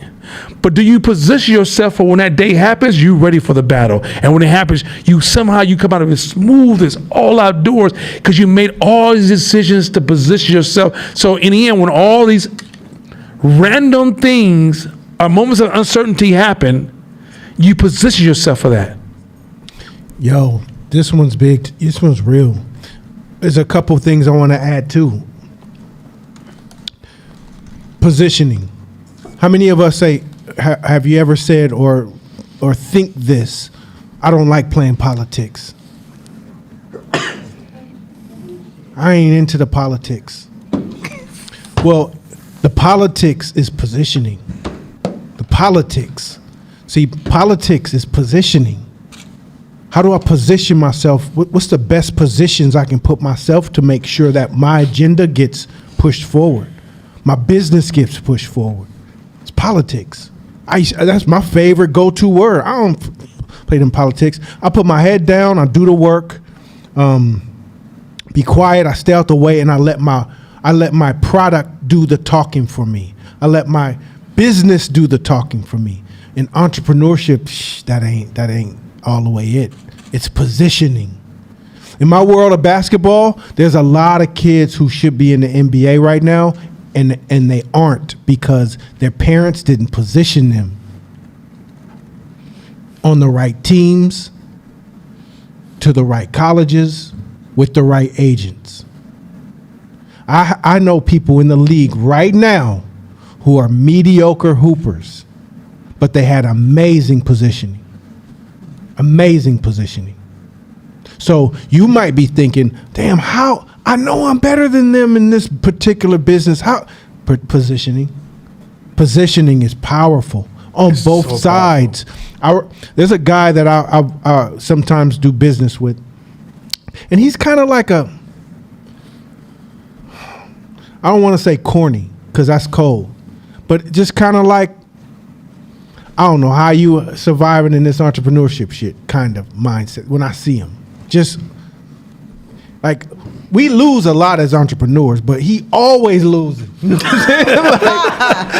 And I'm talking big money. Like, yo, I just spent 100,000. Like, damn, bruh, you just lost 100,000 on it. But 3 months before that, he was 50 on some idea, and not before that, like this dude. But he always finds a way to keep moving and stay in a good mood. So one day, I'm in LA, building in LA, networking in LA because we put a store down there. So I got invited to this alpha thing. It was like Founders Day for like sorority, black men, sororities. So That's a fraternity. Fraternity. Not- So I go to this party and I see all these it was beautiful. I had never been in nothing like this. All these black men from 70 down to like 1920, judges, CEOs of companies, to everything in the middle, to college students. And I'm like, I ain't never seen this shit. What is this? And they dancing in colors and like throwing up signs. Like, this is gangs for smart people? What the fuck is this? And so I got people breaking this down, because I'm on from the hood. I don't know none of I didn't go to college. So it's like 2-3 people educating me real time about how all this shit works. So I'm like, that symbol looks fucking familiar though. Crazy. I think I've seen it somewhere. So then I'm like, my friend. So I go in front of the sign. I take a picture with me in front of the sign. I text it to him. I say, hey, is this your gang? And send it to him. So he calls me back like, yo, what you doing there? That's my fraternity. And he goes into this whole mode about those his brothers and this and that. I said, that's why you ain't never broke. He said, exactly. Now you know why. When I was in college, position myself. Martin Luther King was this. Like, there's all these prominent black men in history who's what I am. So I can go to any city, anywhere, and set up shop and make money because these brothers are everywhere and they're here to support me. I'm like, damn, that's dope positioning. I said, they should have that in the hood. He's like, they do, Crips and Bloods. I'm like, that ain't the kind that I want. Oh, God. And understand, positioning doesn't work just in business, relationships, parenting. Anything that you're trying to build is a principle of building. Think about this. How consistent are you with your kids on pushing certain messages? If you're not consistent, I told them that once before. Yeah, once every 6 months, bruh. Did you design it into the house where the message is reinforced? So that you don't want to make, you don't want to make a draconian type house, right? But you want to set it up where, how do you design certain principles into your world that is being reinforced at all times? And if you don't be surprised, right? How often did you make a priority to parent your child? Or were you so busy focused on scarcity, you never saw your child? right? These are cold. This is a cold. Positioning works in relationships. When I was a little boy, my great grandmother started positioning me to be the man of my household. She said, Nana, you're 5. Your uncle's going to be gone soon, and you're going to be the man of the household, and these are your requirements. So at the age of 5, all I dreamed about is being a man of the household. Then I got a chance to be a man. I'm constantly going, nah, that's not it. Every day I work on improving my positioning as a man to my household. To the point my daughter walks up to me the other day and goes, Dad, your job is to protect me, huh? And I was like, yeah, that's my job. Almost got a that's, for a man, that's my flowers. Don't bring me no damn flowers. Just let my daughter tell me that, right? Positioning, even being argumentative in a household, it's a matter of self-development to reposition yourself on how you show up in your relationships. But if you sit up here and you just chilling, hanging out, and let every hour of your day without some type of investment in the future version of yourself, don't be surprised you're just another trash version of your older self. Next slide. I'm gonna hit this one. I'm gonna tap this one real fast. Some of y'all need to go home and get y'all something, because y'all gotta get it out. Radical responsibility. Let me give y'all some deeper game about radical. So everybody knows whatever happens to you, even though it's not your fault, it's your responsibility, right? You know why this is also powerful as concept? You can't solve a problem until you can identify what the problem is. But as long as you try to escape responsibility, you can't even see. Okay, if you can gain absolute clarity on what the problem you're trying to solve, it's almost common sense. It's almost common sense. But many of us never get to the problem. Most people struggle with just seeing, identifying, and being clear on what problem you have in your life. You'll solve all the symptoms, leave the problem alone, and then it just grow another set of symptoms, and it's another set of symptoms, right? But when you take radical responsibility, it trains your brain for you to start to see drifting and causation. You'll never see drifting and causation if you don't take radical responsibility. See, when you take responsibility, you can start tracing back what caused this, which caused this, which caused. Oh shit! When I made this decision over here, that's how I set myself up. Right? Let's say your car gets hit and a dude speeds off, and it kind of show all you have is liability. Because the only reason you have liability is because you wanted to save money for this, because you have this job that you made a bad decision over here, and the reason you made a bad decision on this job right over here because you really wanted to hang out with this person over here. So that decision to hang out with this person is why when your car got hit, it can't get fixed. But it's so easy to not see how you're creating all your own problems because you don't take responsibility. Or when a problem happens, you're going to rush to get the easiest answers because you're just trying to give yourself comfort because you don't take responsibility for anything. When you take responsibility, I was talking to my hood partner today, and I was like, yo, look, man, if you have a baby with a woman, that's your woman for life. Until maybe 18 years, for at least 18 years, that's your woman. That means if she don't have a car, if she has another man, she needs a car, bro. If the judge says the most you can pay in child support, if you want to be a man in that relationship, pay $1,200 and don't let the judge tell you what to do.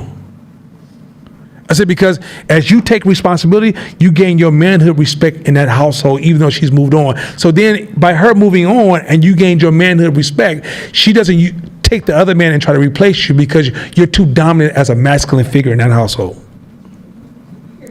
But in the end, it's easy for a man to blame her, the next dude coming along, the school system.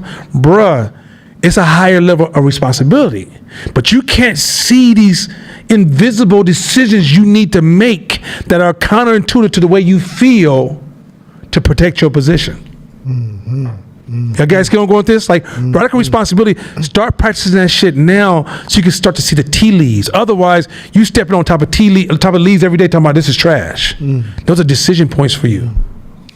Hey, it's funny, me and my daughter, I gave her this lesson today. First lesson, radical responsibility, right? It was hella funny. She's 7. So she hit me yesterday like, you stop on the way home and grab a donation and $5 because I need it for school tomorrow. to give to my class. I'm like, all right, so I did it. I gave her a donation, which was a toy and $5. So we in the car on the way halfway to school, and she says, I said, so you got your donation and your $5? She's like, oh, I left it at home. She's like, see, you was rushing me. And you was rushing me out the house, and I couldn't think, and that's why I left it. I said, it's a good time. I said, so there's something called radical responsibility. You have to take radical responsibility for everything that happens to you. What does that mean? It means that you have to find the lesson in what you did, A, and then you have to find the solution in what you need to do, B. So first is the lesson. So what can you learn from it? What happened? Let's go back. She's like, I was playing my iPad this morning. I said, see, that got you sidetracked, huh? Yep, I was playing your iPad. All right, cool. So what can you learn from it? Maybe I shouldn't play my iPad until I got all my stuff, and I should have put it in my backpack and the night before. There we go. That's radical responsibility. Now what we gonna do? Can you stop on the way and go get another toy and some donations? I said for sure. That's a great solution. Yeah. That's a great solution. So we did. I said, so just know you're gonna be an hour late from school, but we're willing to take that L for the sake of you getting your donation. So like the concept is in our mind. We're taught at a young age to blame, to pass blame, to push it off on somebody else. I don't want to feel no pain, especially if you at slide number 1 at scarcity. We've been hurt so much by life that one more touch, even if it's a light one, is ooh, that shit hurts. So the act of somebody saying that something is your fault can be crushing to you, which I understand, because there's a saying in the black community my mama used to say all the time, you getting on my last nerve, right? So there's one more nerve left, right? It's just one more. So it don't matter what it is. It don't matter what it is. It's only one left. So if that one last nerve has to take responsibility for something, it's the straw that breaks the camel's back, right? So that's what festers in our scarcity community. Radical responsibility is big when you make a decision, right? That's what was dope about that, was decisions and choices. Choices means, man, I'm stressed, I'm whooped, I can't take no more. I can only just leave me alone or leave me alone. That's all I got. A decision says, yes, this is how I feel, but I still need to step up and take responsibility for all this. And you can almost say that when Martin Luther King said his greatest fear of oppression is that his comment was, the black man will never know what manhood is. And manhood and womanhood is tied to our responsibilities. And I promise you, if you want other people to see you as being grown, because some of y'all still get treated like kids in the eye of people around you, it's because you don't take responsibilities. When you start taking responsibility on your own without somebody telling you to take responsibility, that's adulthood. That's adulting. Like when adults look at the kids on the block and be like, man, these kids need some jackets. I'm gonna get some jackets for them. They don't make an announcement. Hey y'all, I'm about to get some jackets. Anybody want to help? Because I can't do this all by myself. I'm going to make sure these kids get some jackets. That's responsibility. Something breaking your household, your relationship, go get it fixed. Babe, wake up. Babe, wake up. The refrigerator just broke. What you want to do? You know what you want to do. She want another refrigerator. Don't ask that dumb ass question. Go get it fixed, right? But people who don't, I promise, there's a generation of people out here that don't take responsibility and they used to blame. And when things go wrong, it's hard for them to say, well, yes, the other car hit me, but what could have been done different? Was I rushing today? Was I not driving defensively today? Was I distracted today? Did I position myself, or am I paying attention to how I'm positioning myself on the road to take the least of my chance? Or it just is what it is, and as an adult, I need to deal with this. Right? But sitting there going, all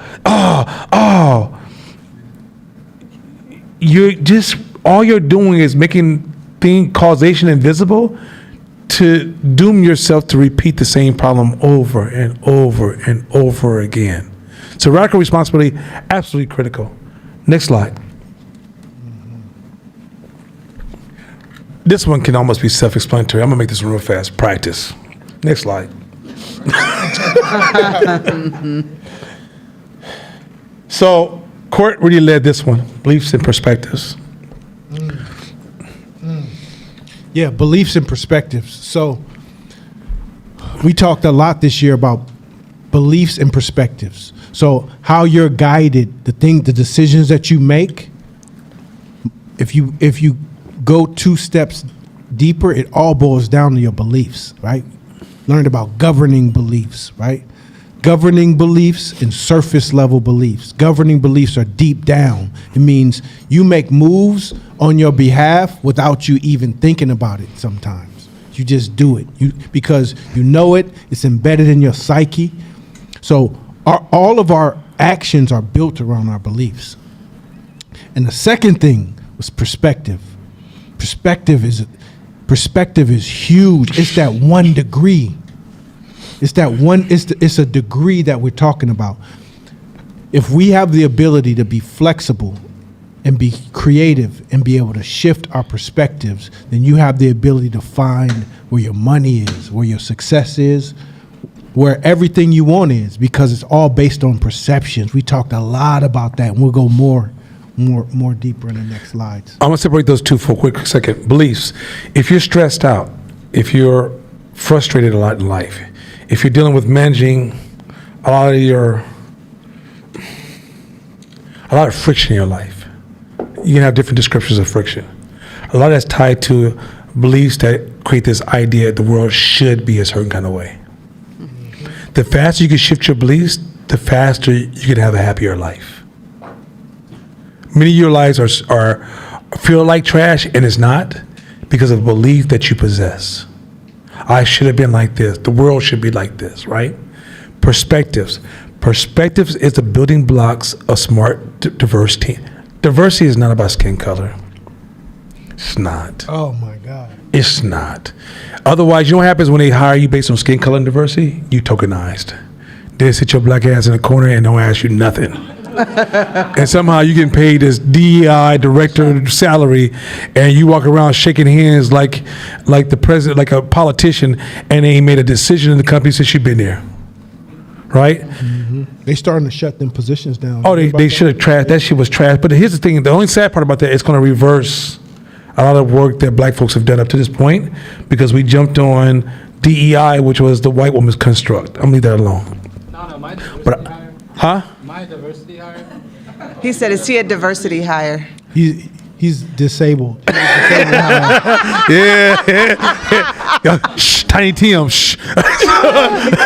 So anyway, we like us some Tiny Tim. Anyway, what is it? So perspective. Oh, that boy, he's smart now, ain't he? He been waiting for that. He got some oxygen back. You know, after he finished eating. Anyway, what is this? Perspective. So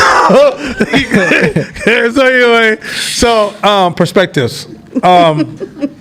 Diversity is built around perspectives. Nobody in this room owns all perspectives. Nobody. Ideation, decision making is best enhanced by a diverse perspectives. The reason you hire people from different backgrounds are different belief systems. So when you have a core problem, we have multiple perspectives looking at the problem. And that's where the innovation and creativity is born, out of multiple perspectives. So the argument for diversity is not skin color, it's a broad range of perspectives. And you don't need everybody at the table to be equal in intelligence. Matter of fact, the more they have a degree of differences in intelligence, it will enrich the level of perspectives, which will enrich your creativity and your innovation. You heard what I just said? So perspectives, if you're running anything you're doing, the more you can have people of diverse backgrounds, they can even be all one race, but diverse backgrounds to look at common problems, you have a higher chance of solving it than everybody in the same room sharing the same perspective. It makes your company weaker. And in a world where you're serving a larger audience, you have access to more people, and things are changing so fast, you need a huge level of perspectives to help you see. Because if you get for example, you get a group of people like me together, and we got to think about what's the next step in hip hop, we gonna fail. I ain't listened to hip hop like that in about 10 years. When I saw cats wearing black fingernails, I was like, what is going on? Are we into Dracula or we don't know what's going on, right? And the reality is that because I'm removed from that perspective. So if I had to work with something that has close to the hip hop industry, I got to get young people that I don't even know what you're talking about half the time. But I need your perspective so I can see what I need to see. So multiple perspectives give you the ability to see. You thinking you can see by yourself is just your ego lying to you. That's the argument for diversity. It's not skin color. Because often when they do skin color, they don't see you. Oh, you're black. What the hell does you black mean? I know personally I don't like all black people, and I love a lot of black people. I know there's some black people my kid cannot be around ever. My cousins who are with the shit, they can't go over their house. Because bullets fly in and out of that house at random. Right? And then I got cousins around me that's just, man, if you blow on them, they're going to act like it's just a storm. Right? Oh my God. Oh, right? No, son, daughter, you can't be around them either. They a little too soft for us. Right? But we all black, and I got love for them, but we ain't the same. Right? LGBTQ ain't the same. There's a variety of people in the same leather that don't share none of the same ideas.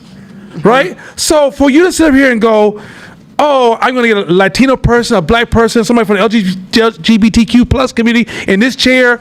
I don't know who is in these goddamn chairs. Right? I can have all Tyrones in the chair.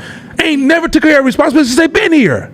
But because I got into the labels, I didn't even qualify the person that's sitting at the table, nor did I ask myself, are they qualified to take this journey with us?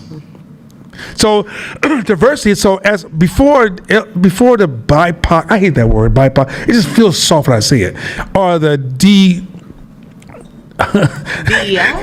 I always want to spell dead, but DEI, right? Before that stuff kicked in, my world had that built into it. In a creative world, everybody's part of my world. I'm looking for the best talent that can hit the room that we can all grow from, and we can move back and forth and prosper from that. I don't give a shit what your background is. I'm the same. And I work with every label known to man I've had in my office. And every label of men, we had a great relationship. And this DI stuff came in, and all of a sudden I found myself going, I don't know what this means no more. Because it's no longer looking at what you bring to the table or your perspectives. It's just measuring it by a label. So when you're building your employees and building your team, look for the strength of their perspective, not the labels. And then you may find that, oh, I want this cat from the hood, or I want this person who's rich in the gay community, but they own the conversation. They're not just victimized by those communities. You guys get the difference? All right. Next slide. Causation. I'm gonna make this one fast. You can't, most of the time, if somebody ever comes to you and says, the reason this happened is because of this one thing, discount it. There's never one thing cause anything. There's always multiple things. This is why is that important? If I say to you, the reason black people are here is because of this, you will never be able to solve the problem. Because you won't see all the different variables that clash that made this happen. And even though it may happen 10 times, they may have 10 different causations. So you got to learn this, realize that the world is so complex that, like, for example, if you say, why are gas prices so high? Hella reasons. And so when politicians say the reason the price is so high is because Trump, Biden, Obama, Clinton, Bush, that was all bad thinking. There's no such thing as a single point of causation. Life is so damn complex. There's multiple things coming together at all time to create all these offsets. That's why a lot of things seems like, how did that happen? Because causation is not simple. If you want to live in a complex world and have ownership, you must have complex thoughts. However, when you identify simplicity comes from complex thinking. When y'all hear court, I was talking to Danielle earlier, didn't I say? One of the reasons sound bites is hard to put out about a hope is because sometimes you will hear court doing translations. Translations is he's telling you something really simple with really simple language that can transfer ownership, right? What you can't see is the complexity translation process of I'm taking all these different layers of complex ideas, bringing it down to the most simplest points I can make, and then turning it into a language I can share with the brother at the bar. That requires a lot of complexity to get to simplicity. People think simplicity is simplicity. No, simplicity is masters taking complexity and making it sound simple. So, in a sense, be cautious of anybody, whether it's politicians, government. The reason if you're just having jousting and having fun at a barbershop, be like, yeah, the reason this is this way is because black women. Stop. It's really trash. But if you just feel like talking shit that day, go ahead and talk your shit. None of us are perfect. Talk that shit, have some fun, right? At the domino table, the reason you can't play dominoes because talk that shit. Because you play dominoes with me, I'm gonna talk plenty of shit. But when it comes time for me to really process the world, I can't stop at one problem with one solution or one causation. And once you understand it, because when it comes times to build and you make decisions and you think that's simple, you're gonna find yourself because you're not using second order thinking, you won't use first principle thinking, you won't use any of those tools because you think the world is simple when you don't realize there's this intersection of complexity. Here's a fun one. So I'm having a conversation with somebody. They said, Nana, you can't speak on gay issues because you're not gay. I said, that's kind of cool. That's cool. I just want to tell you something, that straight people have gay kids. That means I got to parent my children. So guess what? I'm invested. I don't need to be in the bed, but I need to have the conversation. Because in the end, I got to be. So when you start pulling things apart into simplicity, gay people here, straight people here. The world don't work that way. We're all in the same pool together. Black people here, white people here. The world don't work that way. The principles and systems is that we're all impacting each other. And once you can see those connections, you can see other levels of systems and opportunities that exist there. But once you believe that this group is isolated in a bubble here, and this group is isolated in a bubble there, even when you start saying, they did this to me, and you got to ask yourself, well, what did you do also to cause it? Like, it's that complex. So stop with a single causation. Like, I know it's pushed on TV all the time. The reason black people mess up because the black man has left the household. That's it, huh? That's all you want. That's all you got, huh? Every household, the same. Everybody call each other. Hey, on Thursday, we're going to get some bread, right? But when we get bread, y'all know where we're going to meet up, all right? We're going to leave another state, go find another one, right? No. Variations of complexity. And the more you can understand that, then it keeps you so curious that you just don't make these easy assumptions that make your thinking lazy. Right? Next slide.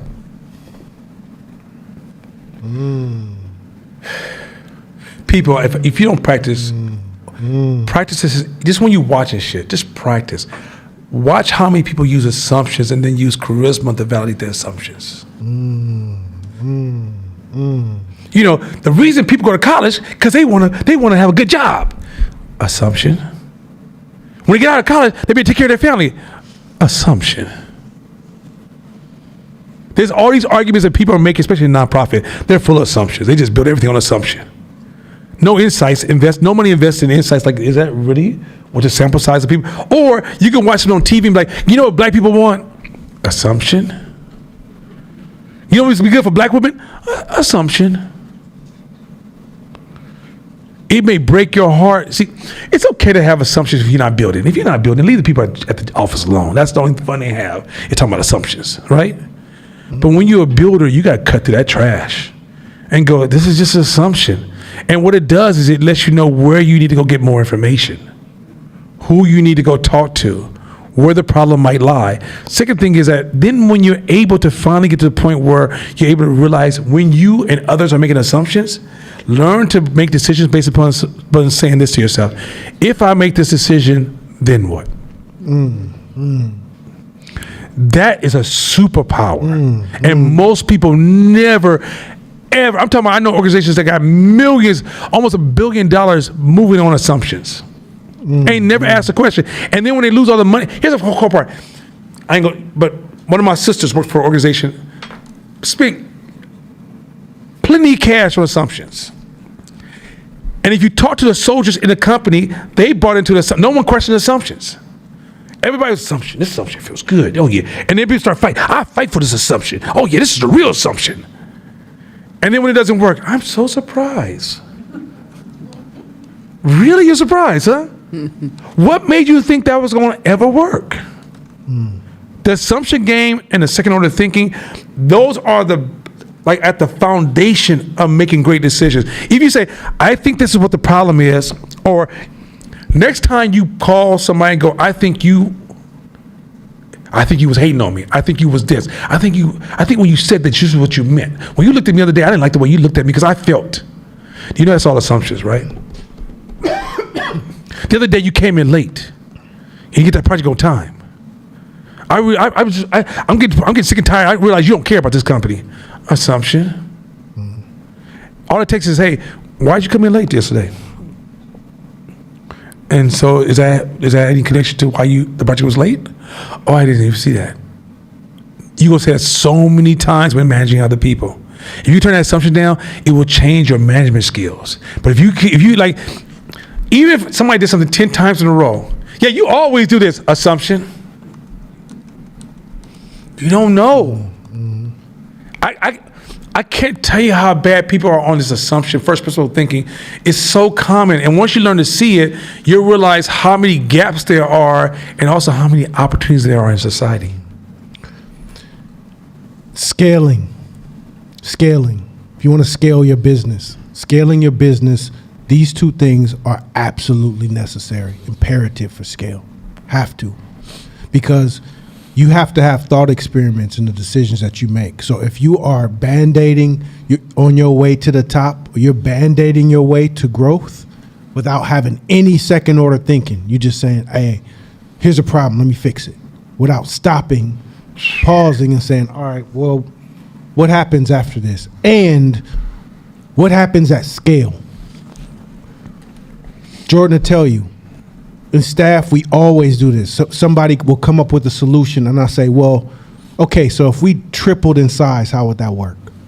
Would that solution work for us? And they're like, oh, shit, no, that'd be tedious, or that'd be horrible to have to manage. So let's create a system in place that's scalable.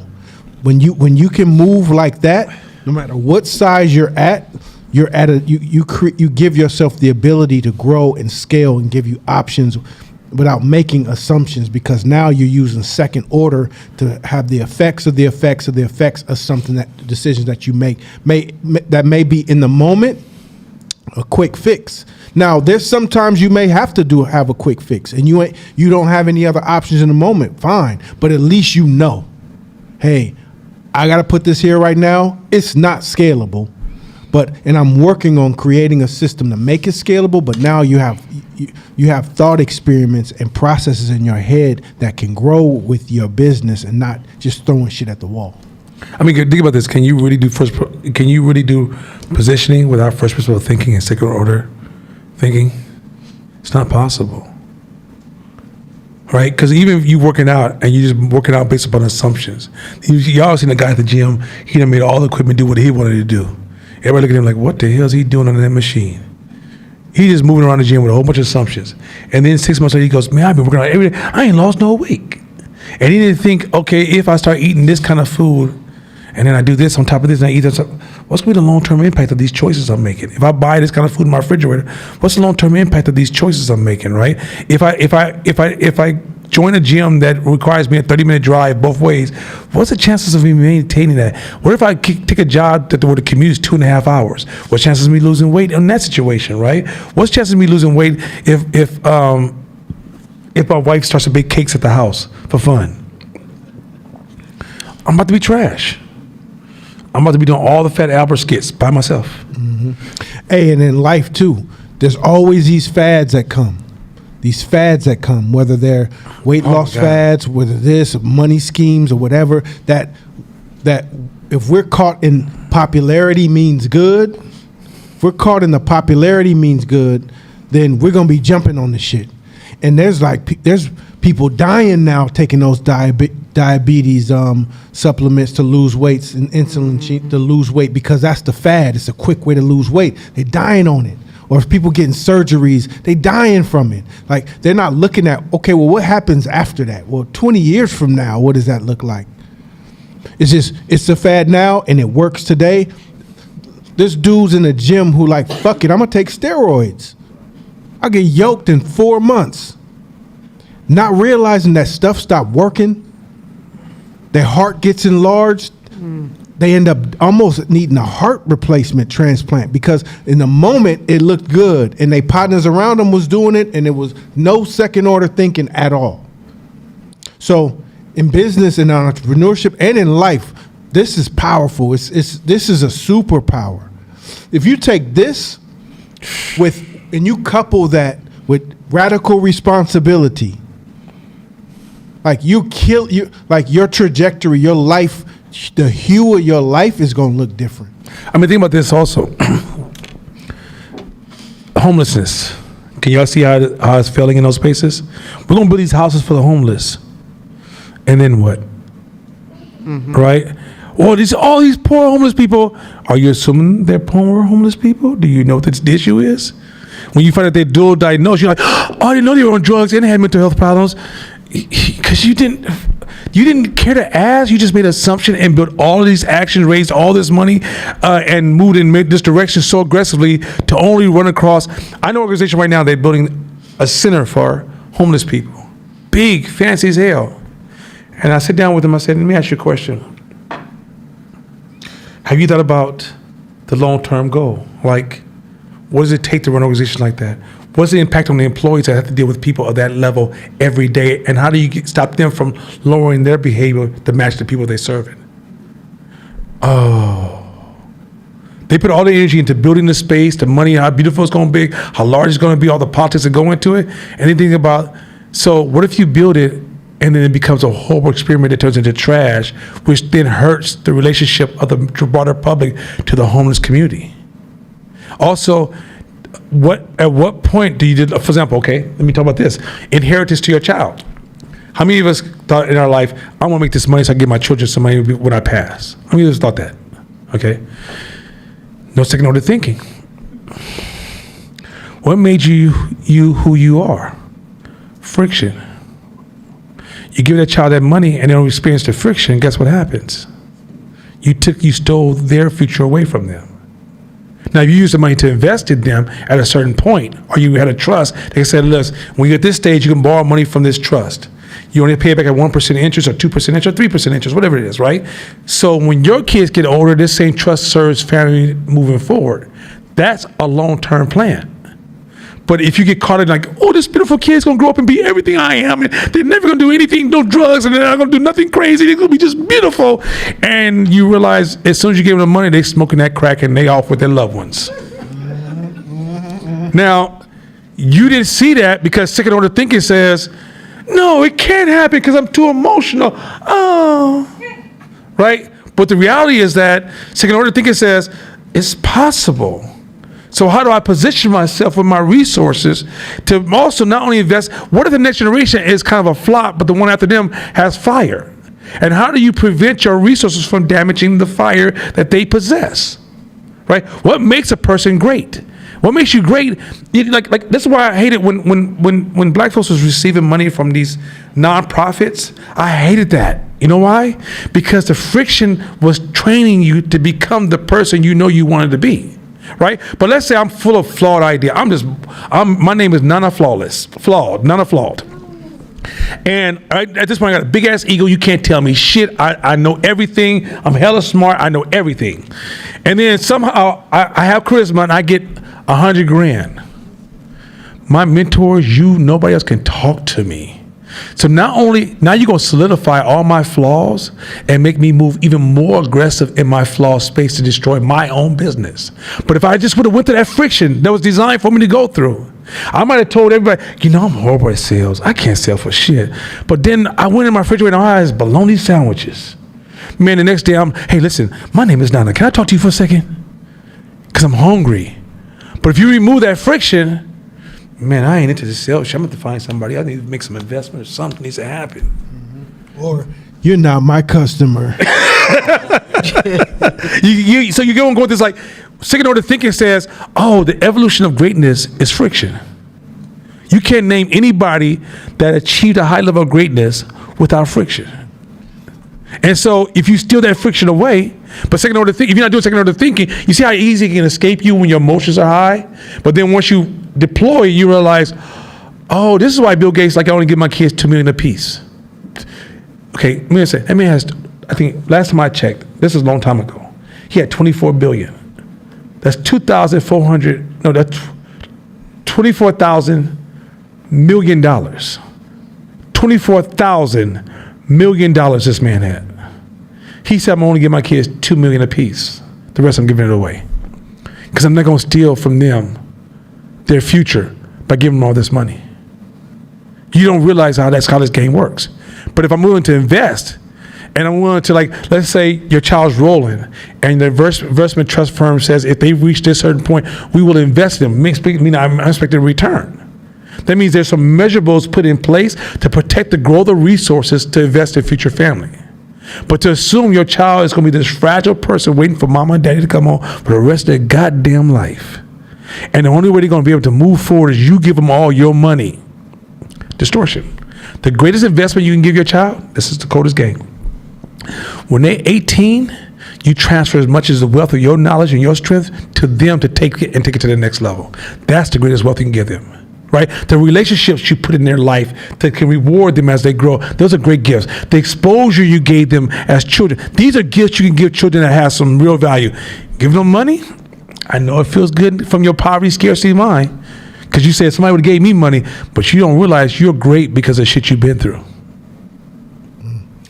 I was watching a video about this that touches on second order and first principle thinking and friction, and they were saying it was an audience where he was talking, and a guy raised his hand. He was like, "Yeah, kids in this generation these days, they're lazy, they don't want to work, they entitled," and he was like, "How many of you guys feel that way too?" And the crowd raised their hand like, "Yeah," and they start commenting on it. Like, they still live at home. When I was young, I moved out at 15 and I got a job, blah, blah, blah, right?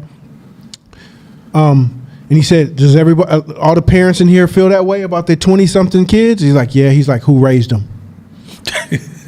Raise your hand. Keep that hand up. Everybody's like, yeah, I raised them. So, and he's like, of the people who got their hand up, how many of y'all said, I'm going to give my kids what I never had when I was a kid? And it was like, so it's your fucking fault. You crying and complaining about them, but you raised them and you took friction away from them because lack of first principle thinking says their life will be better if I give them what I never had. But second order thinking says, okay, well, let's do a thought experiment. What happens if I give them this money? They lose all the friction that I had. Now, there's a combination of the two that you can do, like what he talked about, that can propel or advance or put the gas on something that's already propelling, but you don't take away the friction. I did that with my own kids. I didn't fucking know.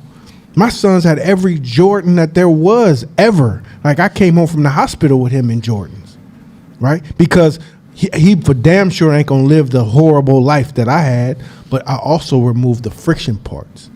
So first principle and second order thinking is not just about business. It can save all aspects of your life, your love relationships, your health, what you're feeding yourself, your business, your spirituality, everything. This is huge. It's huge. Go ahead, Silas. Shakita got her mic like I wish I would. I got a question about that. What's the relationship between second order thinking and positioning? And here's an example. So if the example is I'm going to put my child in a private school or Catholic school as opposed to public school, the public school is going to build character. You know what I'm saying? Does it? Does it?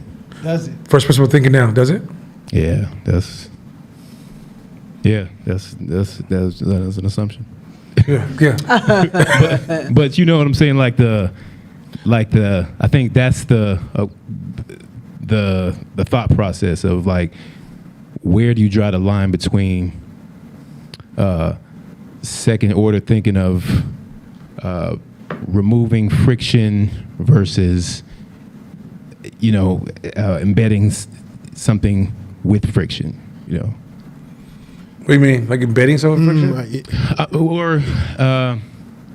I guess that was my example because something I'm going through now. I was like, is the public school route, the Catholic school route, private school? I'd say, so if you use first principle thinking and you measure the numbers and you look at the impact, you can make a better hypothesis, right? Because at the end, it's going to be a hypothesis and a degree of testing. Asking some of these questions, there really is a no perfect answer because some of it's testing, right? Like that's the goal. A lot of this stuff that you're going to find in all this entrepreneur stuff is to strengthen your hypothesis, right? So you can know which ones to test, and then from the test, you can put some confidence behind it, right? So, when you say, "Oh, it built character," well, how much character does it build? What are the current status of public schools? What does public school even mean, right? And two, what advantages, disadvantages? Because, well, like I said earlier, one of the best things you can do for your child is expose them, right? Because private schools have friction built into them, just like public schools have friction into them, right? And the question is, do I really find value in that form of friction? Somebody's like, I remember when I was growing up, he's like, yo, if your son go here, he gonna be able to fight on the streets. I'm like, I don't think he's gonna be on the streets. I'm not trying to raise. If he want to be a fighter, I send him to school to fight, right? But the reality is that if you're trying to, what are you trying to raise your child to compete? What kind of fighting are you trying to? Because I'm a fighter still. I just don't use my hands, right? I'm using my mind all the time to fight. And when I fight half the time, most people don't even know they're getting knocked out, right? Because I'm learning how to develop my mind in ways to position myself in dialogues to come out as a winner time and time again. You get where I'm going with this? So there's a lot of questions there that question in itself doesn't deserve a classroom answer. It deserves a lot of research, even getting a group of people that might want to participate in the process of you developing the best possible hypothesis and then testing a hypothesis. But what you'd want to avoid is arguing in favor of one side versus the other at your early stage, and realize and say to yourself, it's just an assumption and it's still in the hypothesis development stage. And once I get to a certain point, I feel more confident, I'm gonna start to test to raise my level of confidence, then to put my resources and time behind it.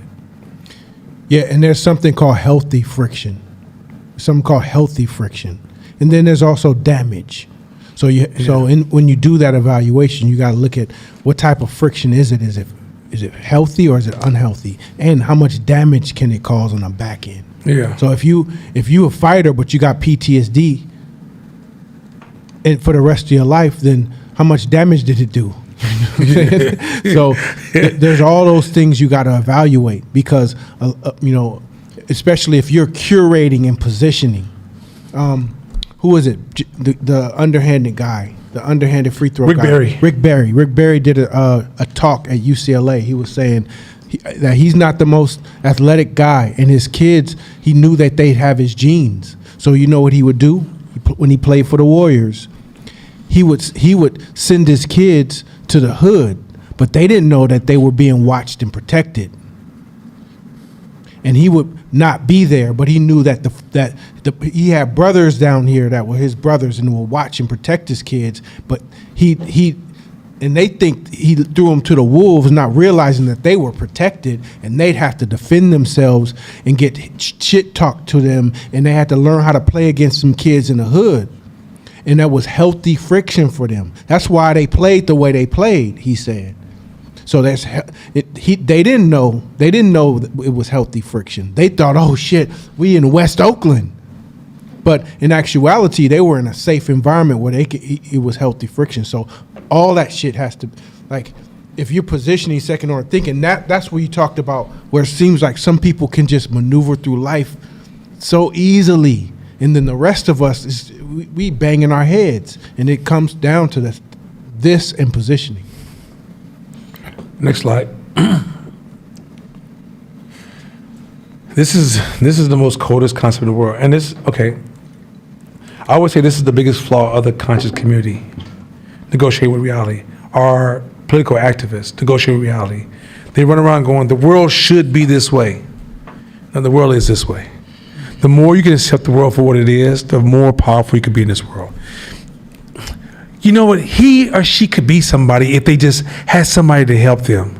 Stop negotiating with reality. Because once you build your foundation on what should happen, you'll never really be able to own that situation. Matter of fact, the more you negotiate reality, the more your brain will start to embrace make-believe. And the more you embrace make-believe, the more when it comes time to build, you're using make-believe concepts to build. You guys get that? So avoid this whole conversation of negotiating with reality. Bye, precious. Okay. So the way the game works is avoid this whole reality negotiation. Because what happens is, okay, don't forget how the brain works. If you're always negotiating with reality, it should be this way, it should be that way, it should be this way, it should be that way. When it comes time to build, guess what you're going to try to do? Build those shoulds. You can't build reality anymore. When it's time to see opportunities, you're going to be misreading shoulds for opportunities and wonder why nobody bought your products. They should have brought my products. No, they shouldn't. You can't see them for who they are. People change so fast. Everybody's not waiting. You're not E.F. Hutton. Everybody's waiting to see what you do to decide what they're going to be. Right? So the reality is that if you're in a situation where you're always negotiating reality, your ego starts to dominate on the way the world should work as opposed to the way the world does work. And the more you can keep your finger on the way the world does work, you know when to make invisible decisions to best position your business to be in a winning position. You guys get that? So be careful with this. Man, Trump should and the government should and Jerusalem should and Egypt should and Palestine should. Stop it. It is what it is. It's not saying you agree with everything. Just see it for what it is so your brain can work on exercises to see the reality exist in and make the best possible decisions. Do not negotiate reality. Black people and the white man should. It is what it is. It is what it is. Like, think about this, man. I told my boy this other day. This is kind of dope. I said, first of all, put yourself in white people's shoes for 1 second. Tell me this ain't some dope ass man shit. I'm going to build this nation with a whole bunch of motherfuckers who don't fuck with me. And I'm going to still make sure y'all get basic salary, income, and food, and clothing, shelter. Even though y'all don't even fuck with me. How many of y'all have the power to do that in your own black families? That's some cold shit. I don't even need you to fuck with me. I don't even need you to like me. I have a bigger purpose. As long as you stay within this purpose, you're safe. Do you need to talk to me? Not necessary. Do you want to celebrate with me? Not necessary. You don't want my name? Not necessary. As long as you stay within this range right here, that's some real adulting there. I want y'all to see this shit how I really, like when I look at the world around us, I'm like, I'm gonna control your food, your education, your clothing, your shelter, your medical needs, your economic and business needs. And you don't even need to like me.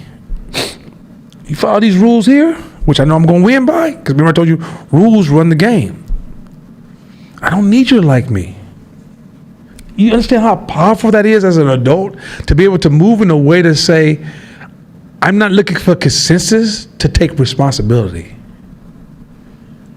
Now think about how black people move. Oh, you ain't fucking with me? Oh, okay, you'll see what happens.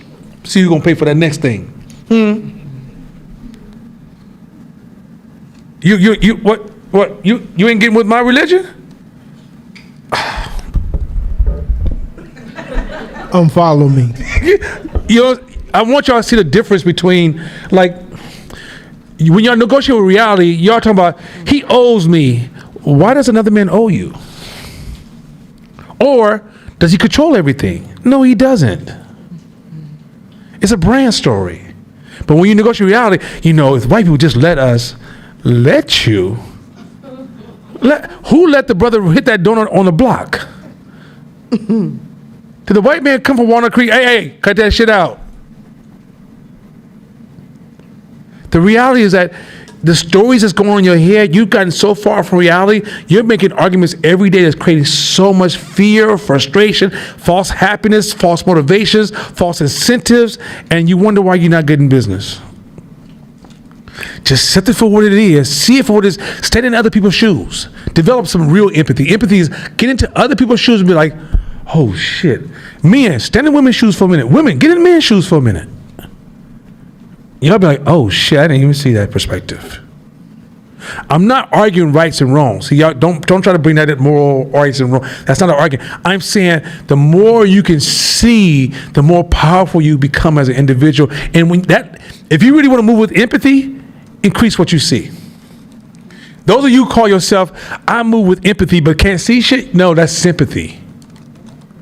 Oh, no, what? Oh, you ain't seen shit in front of you in years. We confuse sympathy with empathy all the time because we think, because I feel what you feel, I relate to you. No, you can't see me. So at the end of the day, don't negotiate with reality, because all it does is cause you to make a whole bunch of bad decisions, a whole bunch of bad negative and positive feelings. You're mad at the world, and the world ain't even seen you. Why are you mad at the world? Because in your mind, this is the way the world should be, and I'm mad. My wife told me this today. She said she's reading a story about the black dude who owns used to own BET. I like that dude, by the way. Bob Johnson? Yeah, I think it might be Bob Johnson. His wife wrote a book. Sheila. Sheila, yes. And she said her father was a doctor. And back in the 60s, a doctor could not find permanent residence. Like they couldn't find permanent residence.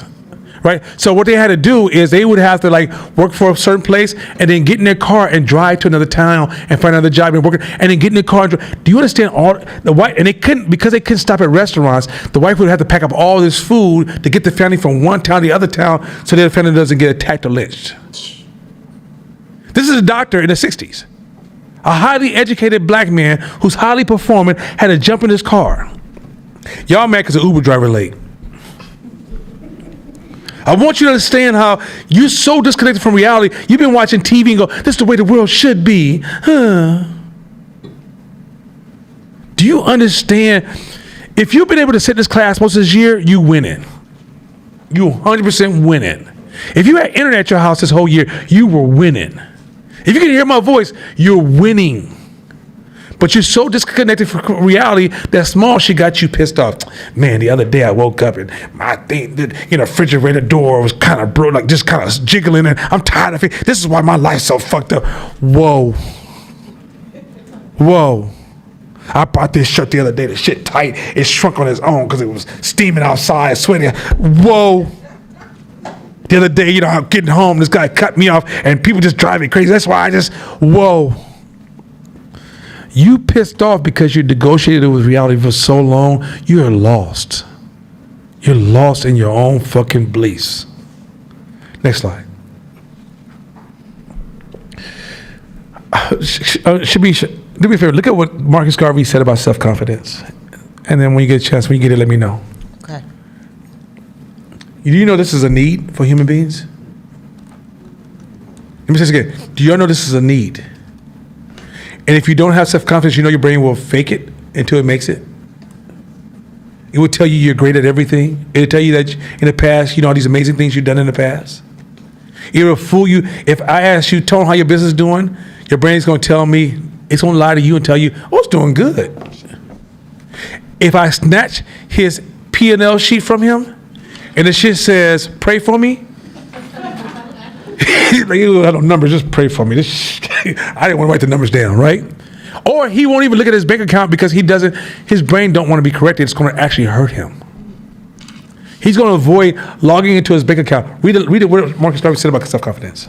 If you haven't confidence in self, you are twice defeated in the race of life. With confidence, you have won even before you have started. There's the trick right there. Self-confidence is part of positioning. If you position yourself to understand that you got to build confidence in yourself, do you realize how you can walk into a room and move in a way that other people can't move? The more you walk around, black women, let me talk to y'all for 1 second. Y'all just tell your man, go play a video game for a second. Stop this contagion of what you can't do. Stop this contagion of putting other people in front of you. My mother was the strongest woman I ever met, and I to this day, I copy her. If y'all know my sister, she's a fucking beast. LaTonda Simmons, she sits, I think, assistant city administrator, right? Meet my sister. You'd be like, whoa. She's copying my mama. In my lifetime, do you know the person that held us together was black women all this time? Y'all been activists on the front line. Y'all been organized. Y'all was our networking system getting shit done. Let a black man not get a contract and a black woman hear about it. I know black women right now who have saved companies for black men. Stop letting people convince you that you're not that person. Straight up. Because when you start to move from the space of victim, you surrender your self-confidence, which makes you a weaker animal than you really are. Don't go home and, don't get me wrong, I'm not against pampering. I'm not against, doing all the things that make you feel comfortable. I don't know what they are because I'm a dude.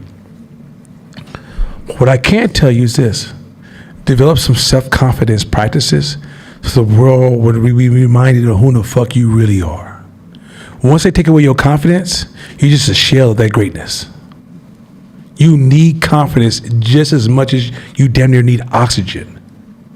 And many of you suffer because you're trying to live a life negotiating with no confidence. And trust me, I know a lot of black men ain't got there. A lot of black men really never got there because a lot of us, you gotta look at the trajectory of black men in this country. But black women, y'all been doing this shit for a long time. Y'all the fastest growing entrepreneurs. There's so many things about y'all that's beyond a conversation. But when I see black women lose their confidence, it's almost like I'm looking at the shell of greatness I've known my whole life. Don't let somebody convince you you're not who the fuck you are. We know who the fuck you are. Y'all know who the fuck you are. If you just go back 10 years, you'd be like, God damn, we do this. We do this.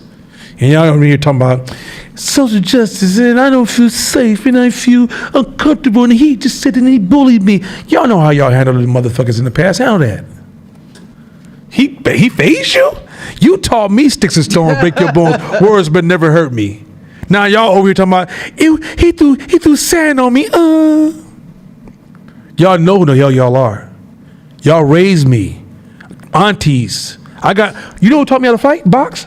I had an auntie. Auntie Joyce would sit down with me and punch me in the chest. Stop being a bitch, boy. This box.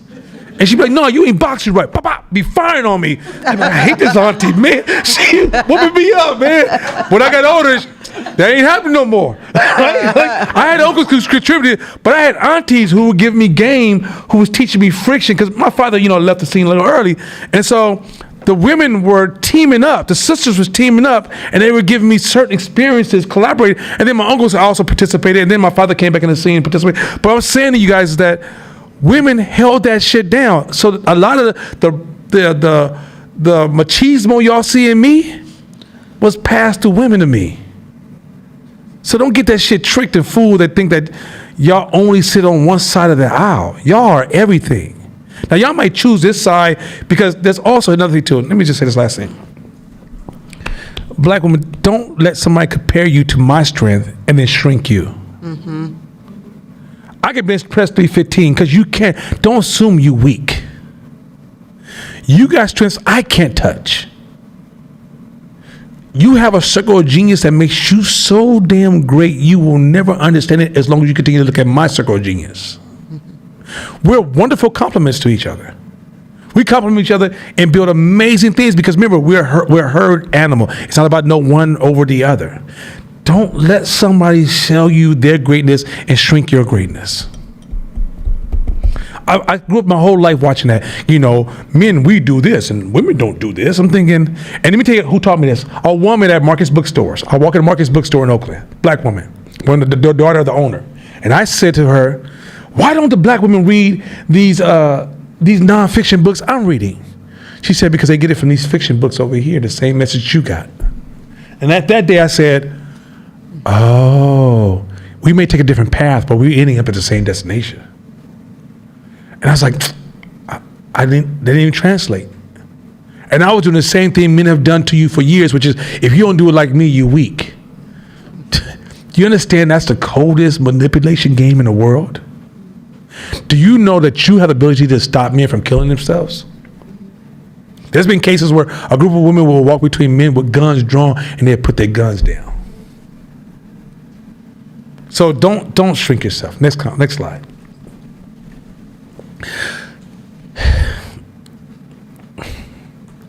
Stop thinking what you think is who you are. It's not.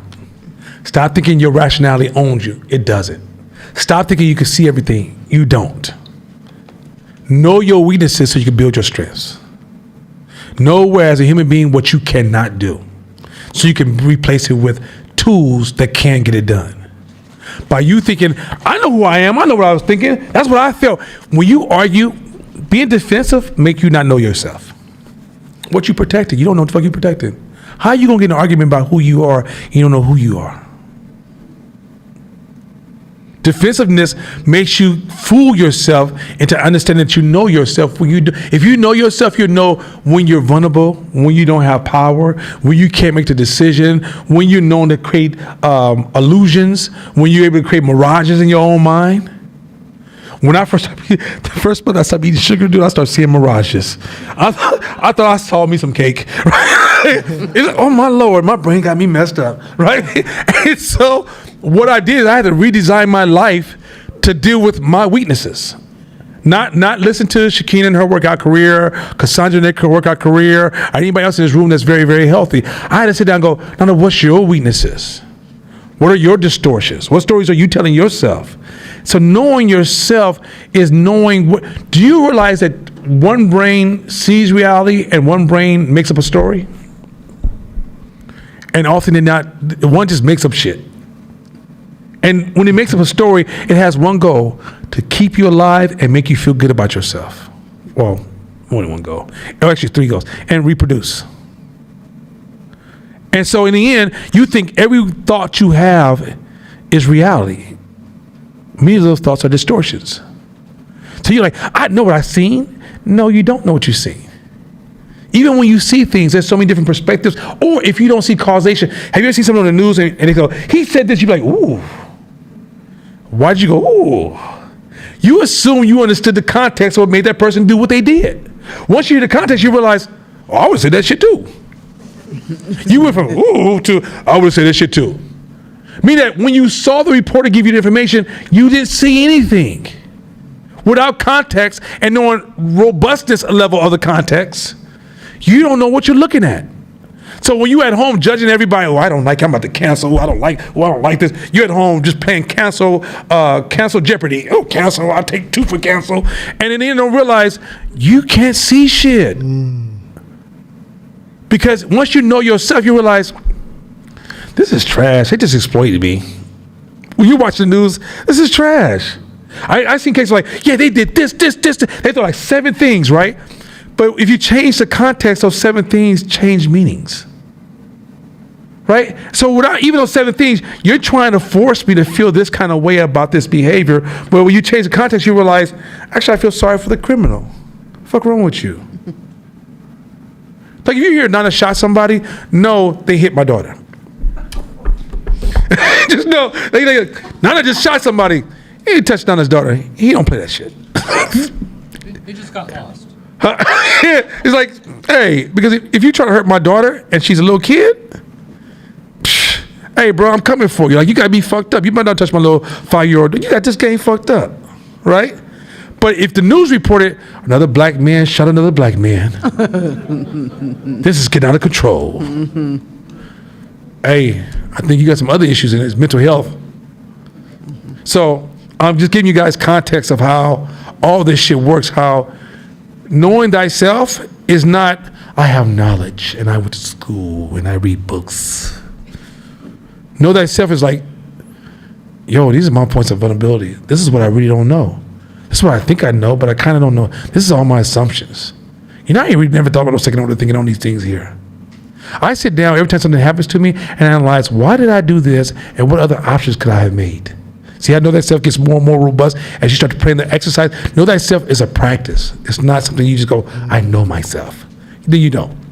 If you was away, if I said, how many of y'all know yourself and you raise your hand, I would embarrass you. I just didn't want to embarrass you today. I'm like, you're a goddamn lie. You don't know yourself. You're in constant discovery because you never even stay the same long enough to know yourself. Next slide. Next slide. So,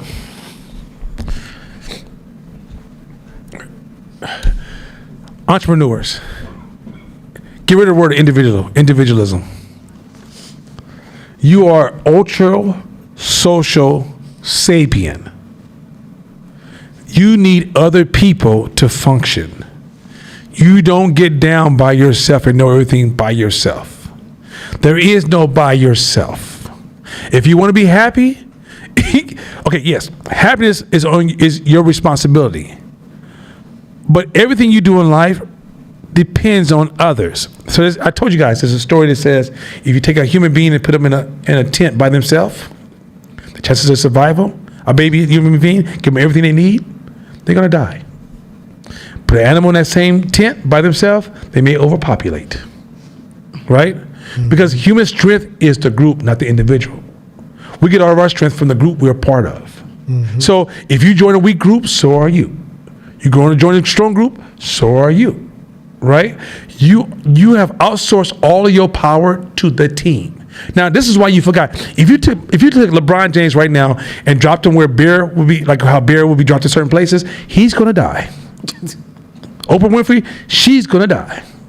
Jay-Z, he's gonna die. He's gonna fight hard, but he's gonna die.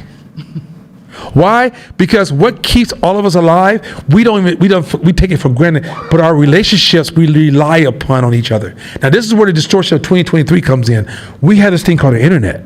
So we can have virtual interaction with people that we can pull tools from, right? But even in virtual interaction, if you ever met a YouTube mechanic, trust me, don't take your car there. It might work for you to fix your own car, but here's why you need another mechanic to help you. Yes, that's right, but you should do it like this. No, I know you think this is what works, but do it like this. Meaning that the way we got to the moon is through relationships, not individuals. This whole idea of the individual super-minded person is the person who will destroy a company. You say, how would they destroy a company? Because they're going to create bureaucracy. How do they create bureaucracy?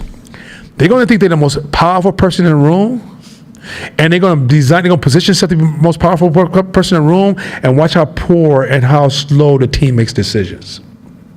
See, if you have to make your team make stronger decisions, listen here. You have to transfer, what's the word I'm looking for? Not causations. What's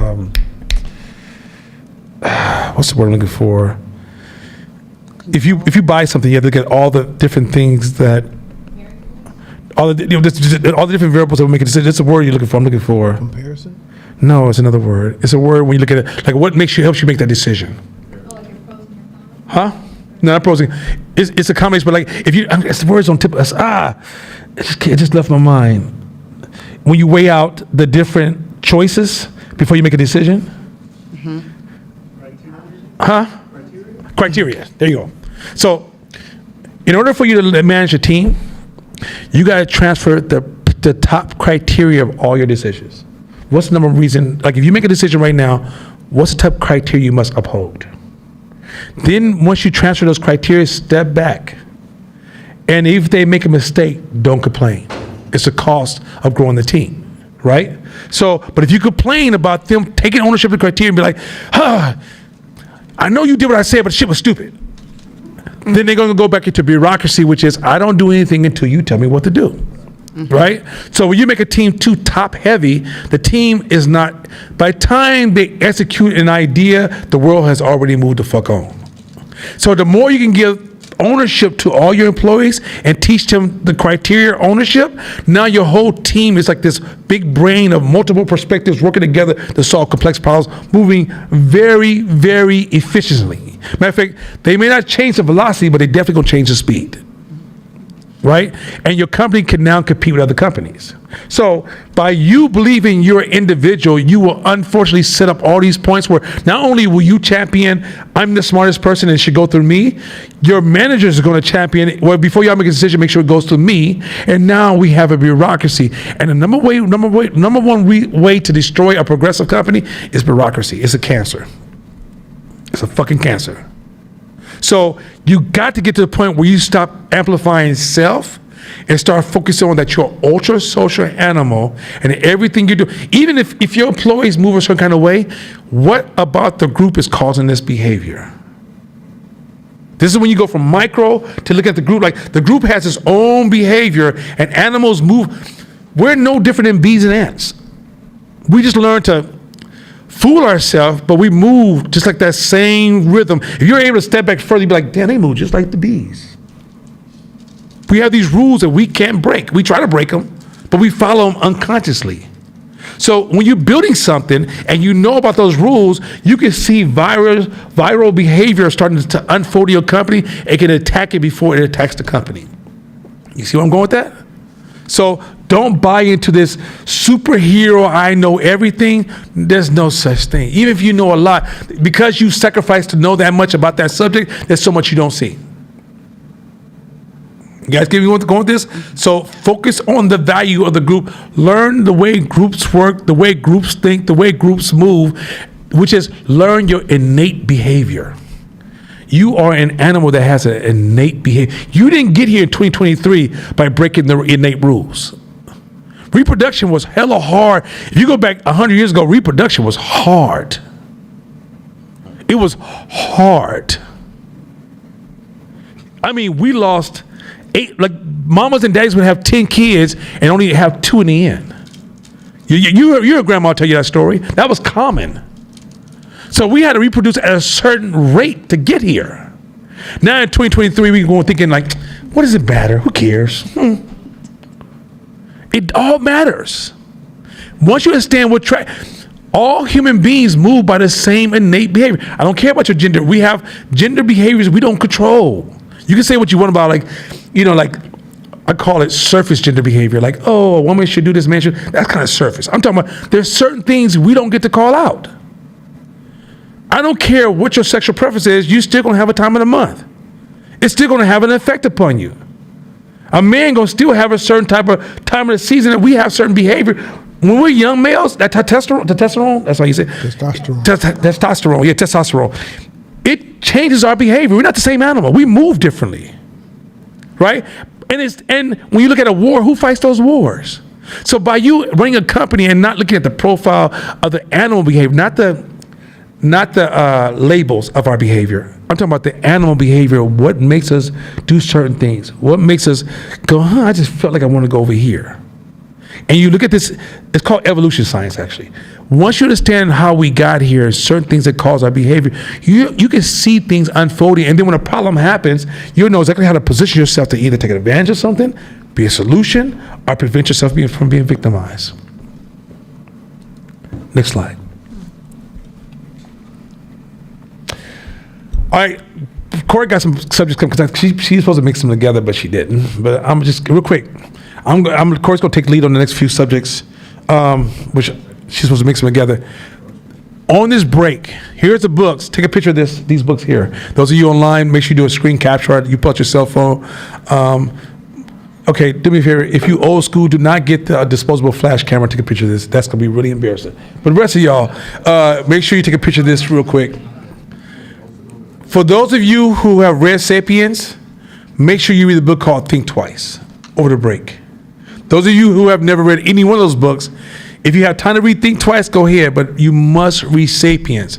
Sapiens is introduction to evolution science. Once you understand how we move, you will even know how to congregate us to build other things and where the story and reality starts to pull apart. That's what Sapiens is going to help you with, right? Because you start saying, oh, damn. It'll put the world in context. Sapiens is Yuval Noah.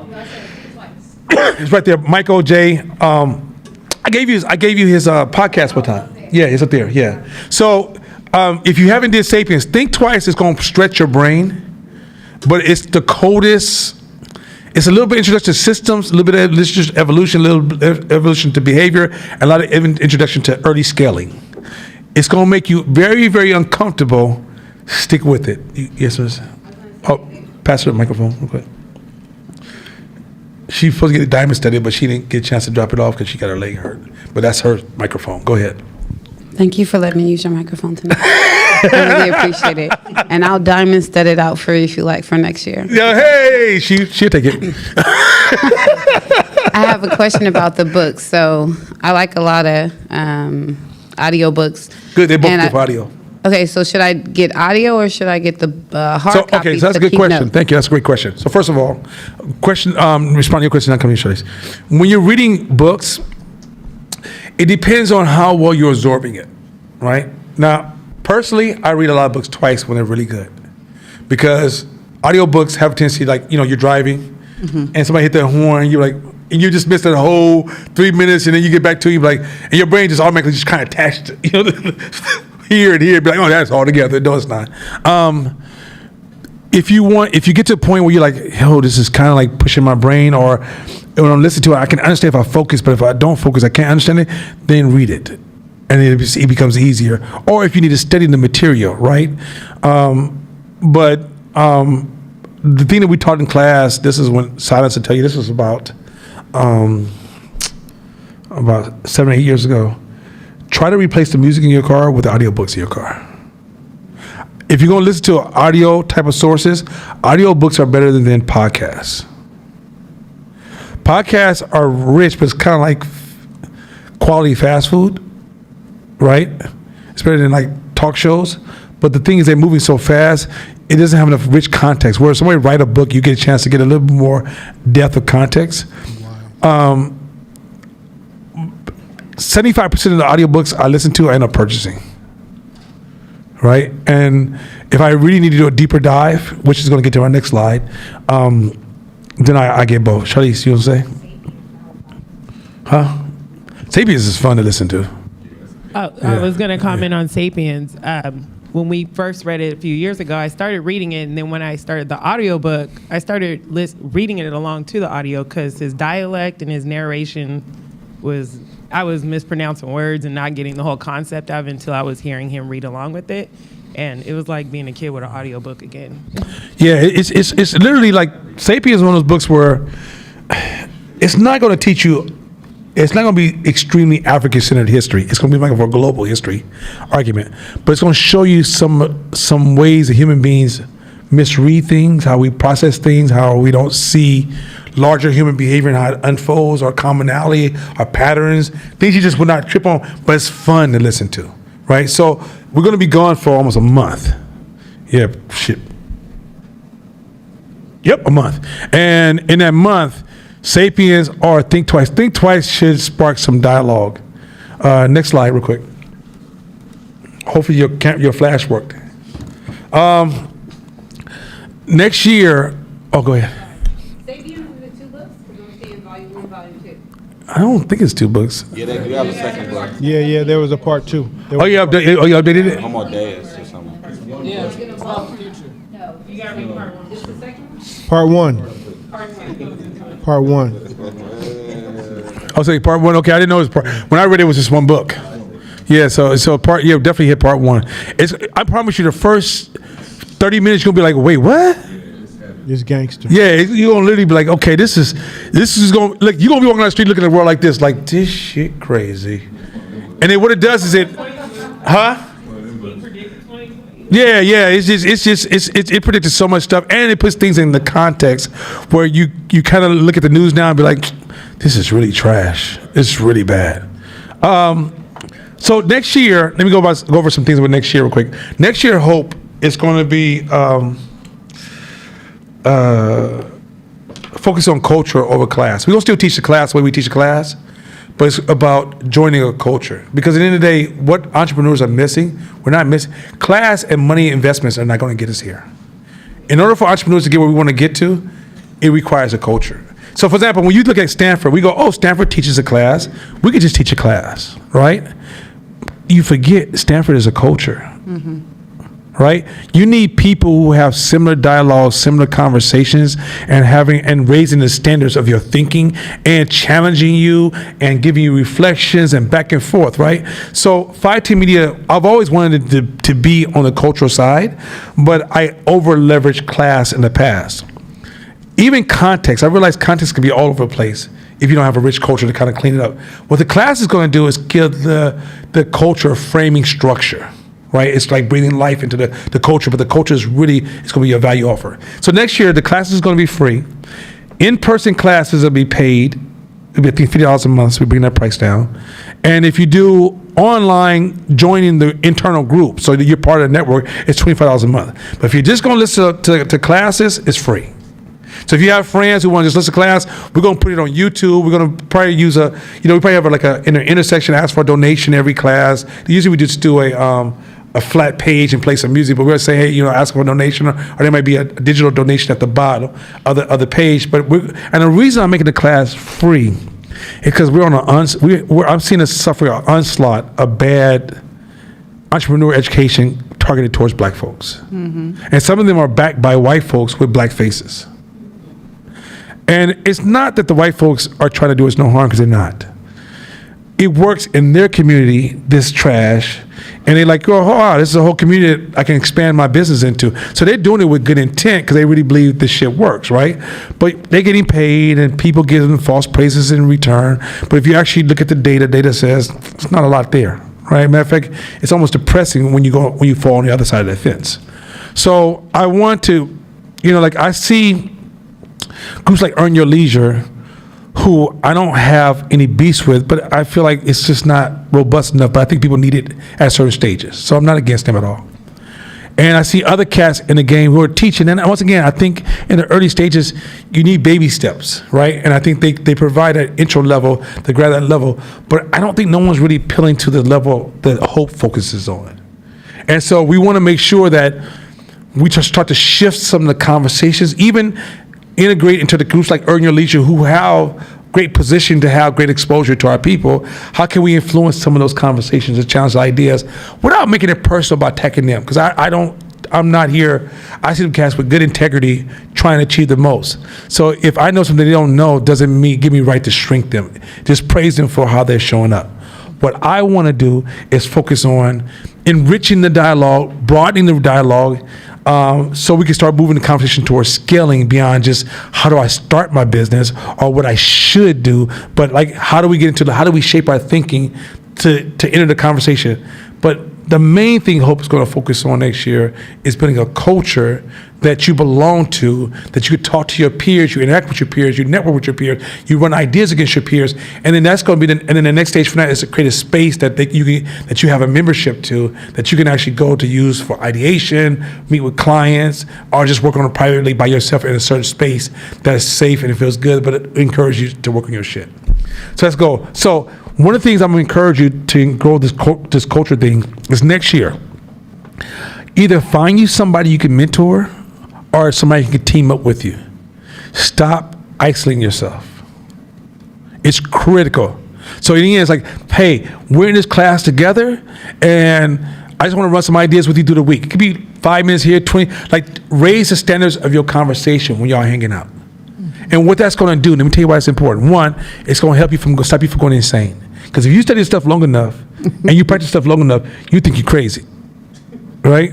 Now, I have the fortune of my company uses this material in our work, and we get rewarded really nicely for showing up in rooms and delivering this to corporate America. But in our community, when I hang out with my people, sometimes I don't even speak because I feel crazy. Because it's just too far. You know how you break down something and they be like, yeah, but can you fight? You be like, fuck. Fuck.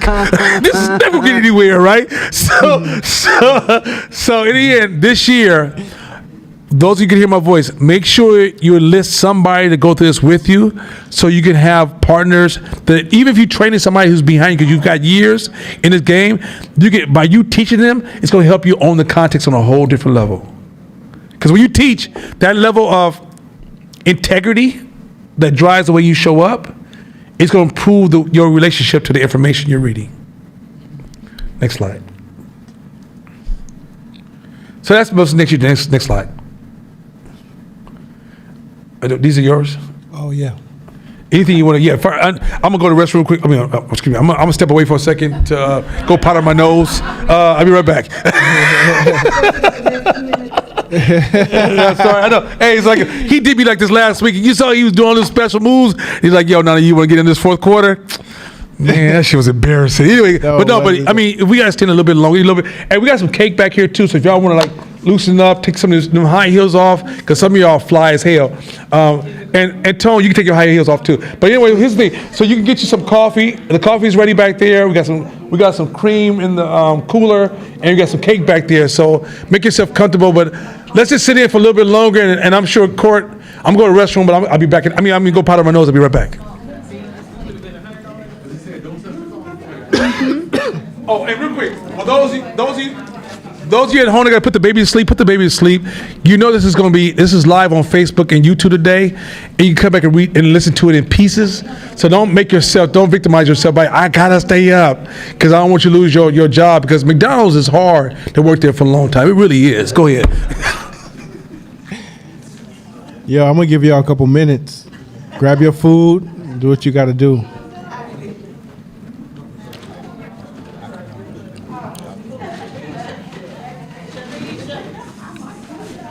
You might win. You might win.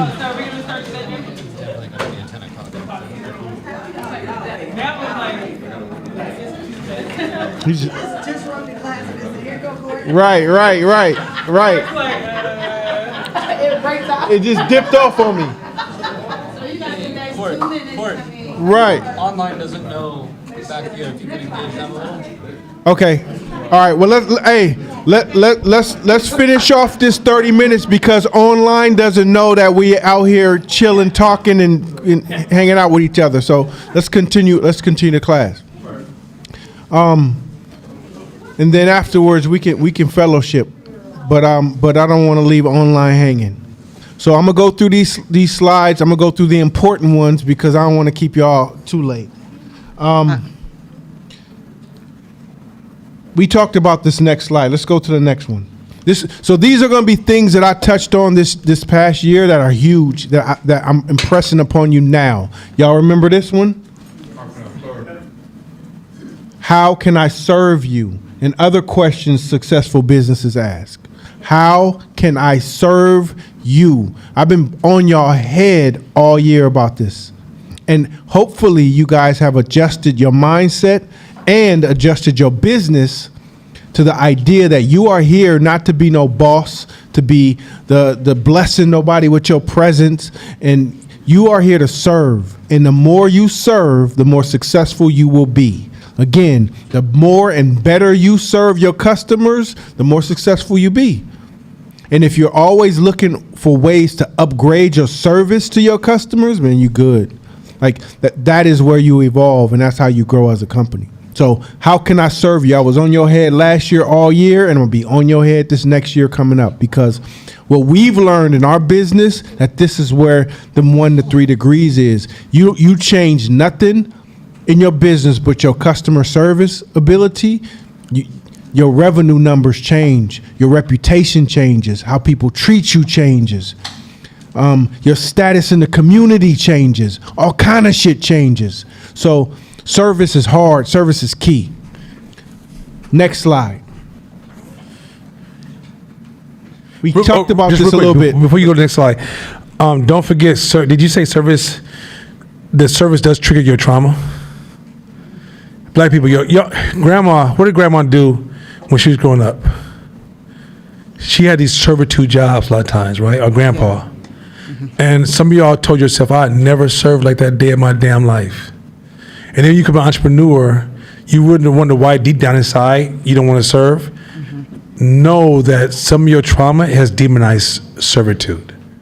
So you're going to have to get past and rise to the higher version of yourself and realize that servitude is one of the most powerful things.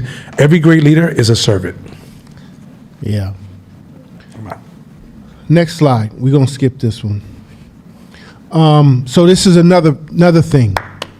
Love this one. We talked about spectrums, maps, perspective, blind spots all year. We talked about them in different ways. We shine different lights on them, put them in different hues, but actually all this shit's the same. We just talked about it in ways that looked different, but a spectrum, your map, your perspective, and the blind spots are all related to each other. So you got to understand a couple things throughout this year that we've been on you about. One is your perspective is one fucking little sliver. It ain't everything. It ain't all that. Come on now. Like it ain't. So you may have read all the books in the world on a certain topic, but your perspective and your spectrum and your map is still one tiny perspective in this world. There's so many other options. So we've hit you all year from all different angles about these things, and we use these different words that come from actually different books, but they really speak in the same sense of you have an opinion, and your opinion is based on your history, what you learn, what you know, but all that shit is just this much. It's just this much. So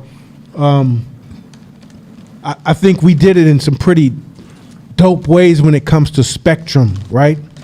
And how your spectrums can be affected by who you hang around, by your stresses, by whether or not you in scarcity mode or you in survival mode. Your spectrums can change. Remember the bird example? Oh, I love that one. Talked about the bird example where where a brown bird, because our eye spectrum is only this wide. We can only see frequencies and colors of this wide, that another bird sees it in so many colors that we can't see. Looks crazy. So your perspective ain't shit. That's why you need community. That's why you need community. OG, he's simple with his shit though. I'm gonna say all this to say, brothers and sisters, your perspectives ain't shit. It's kind of true. It's kind of true. Next slide. I mean, I'm gonna say this again, and it'll be why he's going to slides. Man, if y'all don't really appreciate the level of this man's like perspectives, like his ability to like. He's grown past the hood. It is what it is. When you work hard as an entrepreneur, you don't get to stay nowhere. If you grow, you never get to stay nowhere. But his ability to translate things into just language uncle could talk to you at. He gets to that uncle level, just straightforward. But there's so much wisdom that he even gives you the ability to share with others. Hopefully y'all appreciate this, because it's not. I'll go into certain rooms. in the highest level of marketing, this is what they ask you to learn how to master. Because if you use all that jargon, the customer don't know what the fuck you're talking about. They want you to be able to take those complex ideas and give ownership. He's transferring ownership. So that's all I take. Go ahead. Appreciate that. We talked about this. Stress plus nutrients equals growth. That's the same thing as friction, right? Same thing, just from a different perspective. Stress plus nutrients. So talking about silence, when you talked about healthy friction. Healthy friction is stress plus nutrients, not just stress alone. Stress alone will kill a plant. Nutrients alone will kill a plant, right? Spoiling alone will kill a kid. Stress alone can kill a kid. But stress plus nutrients, stress plus rewards is what creates growth. Y'all get that? Next slide. We talked about. We go next slide. We talked about that. Court, just a heads up, you have only 4 slides left. Curiosity gets the cat wealthy. Huh? You only have 4 slides left. All right, bet. Curiosity. We talked about curiosity. So curiosity touches upon the first principles and second order thinking stuff that was talked about. Curiosity means I'm not attached to my fucking ideas, my beliefs, my opinions. I'm not attached to it. I came up with this brilliant idea. I wrote it down and now I put it to the side. Now I want to beat it up. Stop, y'all. They got me, bro. You got to get. Hey, go with the punches, baby. Go with the punches. Lisa Beach over there. She beat you with straight West Oakland on you. See, I'm trying to stay focused around No here. pause. Let that run. I'm trying to stay focused. Trying to stay focused. And if y'all can see what I see, like all y'all fine. All y'all fine. So don't get me over there. Let me stay focused. See, fuck. Curiosity. Jesus. Beating up. What was we? Next slide. The idea is to be curious. The idea is to always be curious.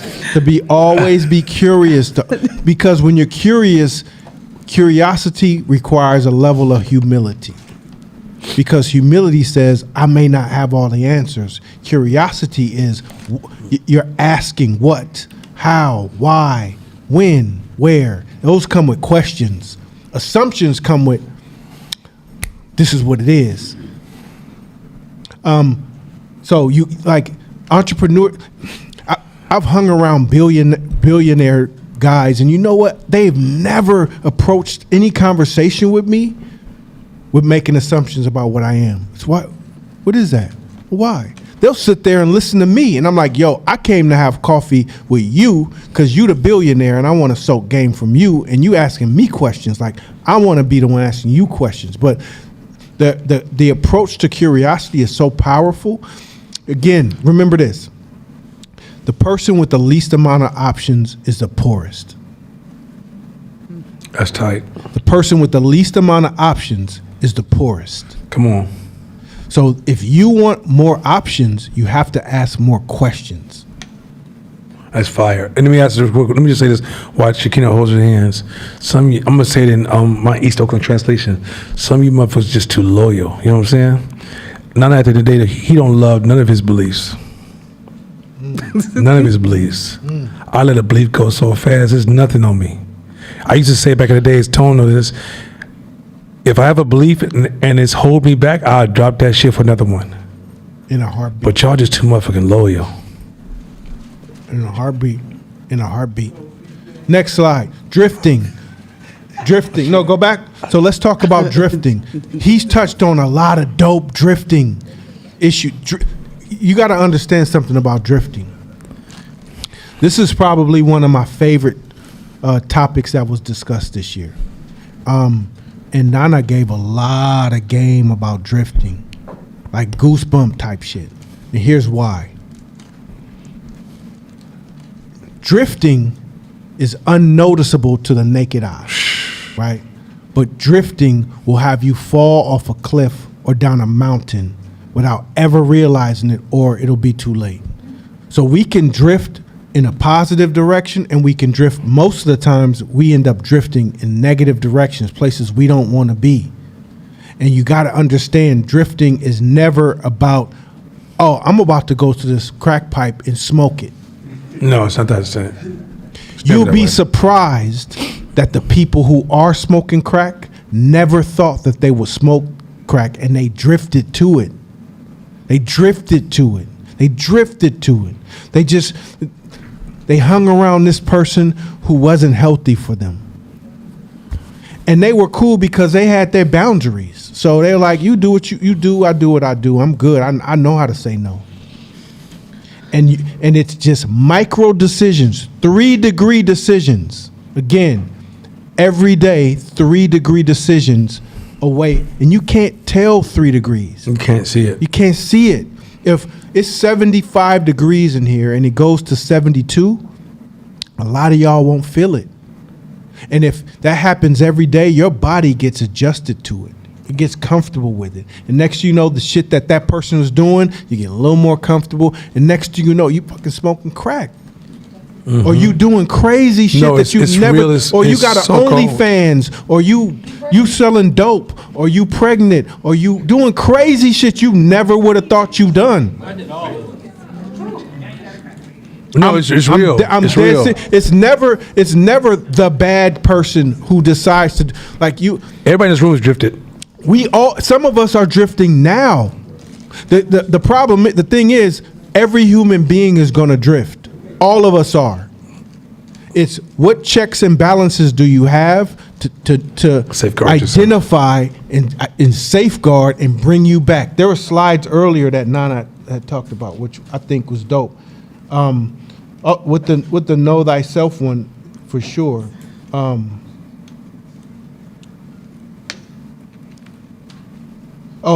You can't see yourself slide. You're unable to see yourself. So that's why your network is so important. Because if you drifting, somebody can be like, "Hey, blood, you cool?" And you're like, "Yeah, I'm cool. What's wrong?" You don't realize you drifted. And if you got a network of friends who fuck ups too, they was hoping you come down. They couldn't wait. So this one is probably one of the most important slide in terms of defense for you. You got to be able to see yourself, know thyself, recognize, have certain milestone and drift points. It's easy to talk about it with weight. So like if you're a certain amount of weight and you say, all right, I'm gonna maintain this particular weight because I like this weight. But if I get to this point, my alarms go off. If I step on the scale and I'm this, my alarms go off. I'm out of control because you can't feel the slow drift sometimes. So you have to have that with life. Drifting is huge. Do you don't realize that somebody comes to you and tries to coach you from drifting, you're gonna call them petty?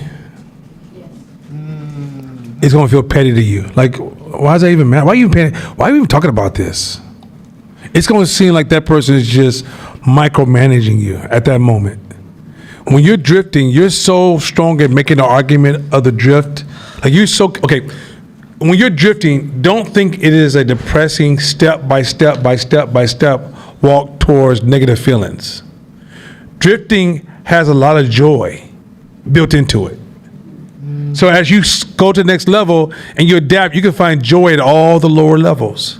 You can even find joy the day you hit the crack. Right? I'm not exaggerating. You can find day when you have to sell your car to go get another pipe. You can find joy in that day. Don't think drifting is a depression spiral, negative spiral happening, right? And so when somebody comes, you be like, "Hey, I need to talk to you about something that is within 1% of your focus right now. That you have no reason it's so small, it's so minor, it may even feel like it's going to irritate you because it feels like that person is just judging you, they want you to be a certain kind of way." And here's the thing. If you don't learn how to be curious and humble and turn your ego down and learn how to always and know thyself, you can build a brand that tells everybody don't talk to you until you hit to the bottom. Because you're such an asshole to talk to. Guess what? Fuck it. When you get to the bottom, I see you. Think about all the costs, money, energy, and time you lost because you built a brand that says don't bother me. I don't give a shit what I'm doing. Don't bother me. I need to protect who I am. You need to respect me. You have drifted with arrogance. You guys get to see the difference? Shit's cold. Go ahead. Next slide. Let's go one more. Skip one more. So we understand currencies. Remember, currency is not just about money. Currency is about other. There's so many other currencies. Remember we talked about that? So many other currencies outside of money that you can trade and build an identity on. This is huge. Know the other currencies that exist and use them, build them. Figure out which ones you're the most powerful at and go for it. Then money is one of. Like I told you about my partner earlier, he lived like a rich man and had no money. And not for 6 months, 1 year, damn near his whole life. Like the type of lifestyle he lived was that of a rich man, and he was financially broke, but he had so many other currencies. So you got to understand the currencies of your customer as well as your currency. So if you know that the currency of your customer is loyalty, then you pump that into the fabric of your brand. If you know that your customer's currency is status, then you got to pump that into the fabric of your brand. Time. Or time, whatever it is. So Yeah. so understand your currencies and the currencies of your customer. That's how you can speak the same language. Last slide for me is understanding how the leverage change. Like most of the shit we talking about is about change, right? How do we go from this stage to this stage? How do we go from here to there? How we go from this piece to this piece? All the stuff that we're teaching is about you activating it and changing that into your life. How? The word leverage is in there. Big word. So how do you leverage change? You got to use leverage. Leverage means what's most important to me in this moment that I can use to activate change. One example last week, Nana had talked about, was about when he was eating shit. He was somewhere and there was a pizza restaurant next to him and it was calling him, right? So in that moment, you weak. Most of us, if we can't use leverage or we can't activate leverage, we lose, because in the present is the desire, the pleasure of what's in front of us is way more powerful than any second order pain that can happen afterward. So emotionally, the pleasure is way more powerful, and it just pushes away all the potential pain that could happen in the future. But if you can activate leverage in yourself to say, hey, look, me eat this fucking pizza, it's gonna taste good, right? But it's gonna continue to fuck with my health. My longevity with my daughter is way more important than this pizza in this moment. You just activated leverage. Now your brain says, oh yeah, that's true. And your body says, yeah, that's true too. We off this, we moving on. Leverage is how you activate your change.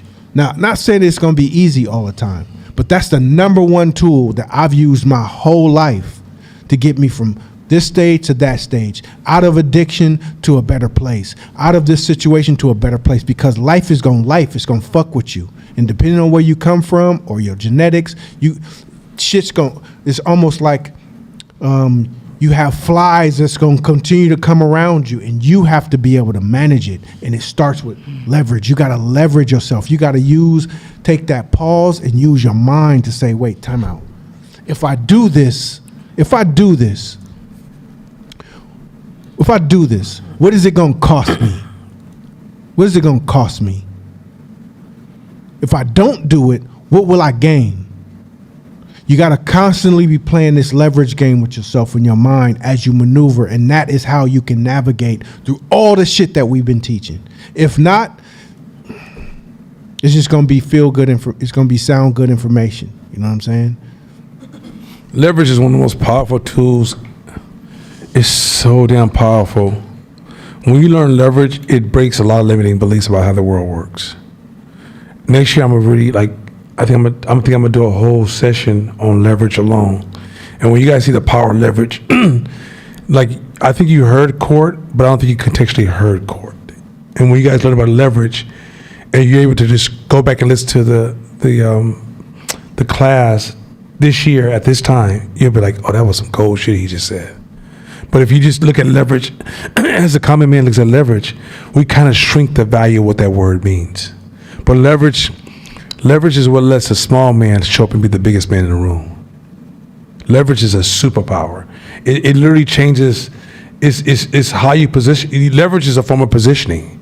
And you know how to master positioning for leverage? Like, literally, you can walk into a room and change the millions of people because you just say, okay, without any intent, when a young lady typed Black Lives Matter, it changed her leverage. It literally changed her leverage that fast. Her impact was insane. Agree or disagree, that's not the conversation, because that's not what this class is for. It's for examination. But the power of leverage is so much more powerful. Kim Kardashian, master of leverage. The whole Kardashian family, they mastered the game of leverage. And, if they sat down and thought about what they couldn't do, they wouldn't have nothing. Their mama, she should be called Queen Leverage. And so next year I'm gonna really spend some time. And like I said, next year we're gonna probably have 2 primary books we're gonna teach from, but we're gonna also use other books to color those books. So those 2 years books are gonna really fill the year. So a total of 4 books. But in those 4 books, we're gonna color with other books that really expand the lesson. Because in the end, we want to make sure that you guys are receiving the value. But next year, we also want you guys to give us feedbacks on ways we can strengthen the culture of 5T Media Hope. Because the goal is to, I'm talking about not just in Oakland, not just Bay Area, but mind you, we have students all over the nation. But how do we enrich the culture to empower you to perform at a higher level? So I think we had a good time this year. We love you guys. All the black folks online, we love you. All of our cousins of all the other races, we fucks with you and love you.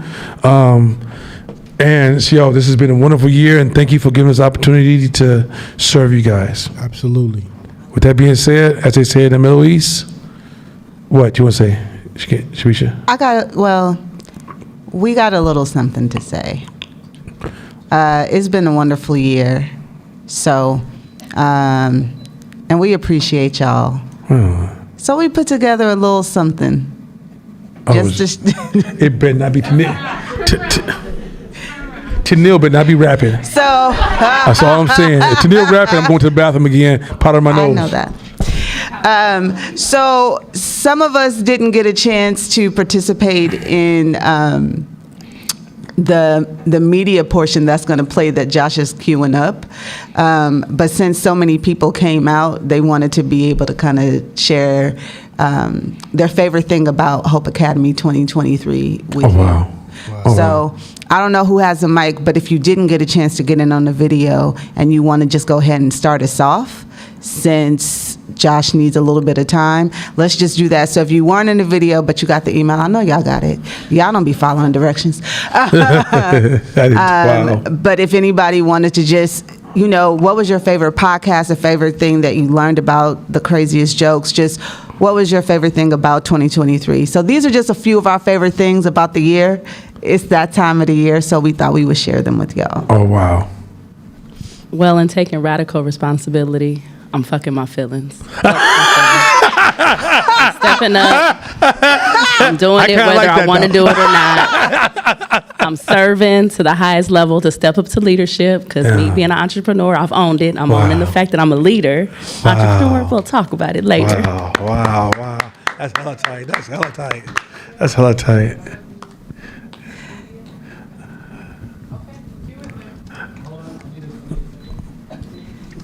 We don't have sound, so I'm going to play it through. Okay. We don't have sound? We do. I'm just going to play it through the microphone. Okay. It's not surround. All right. I'll just wait for it to load. Give it a second. All right.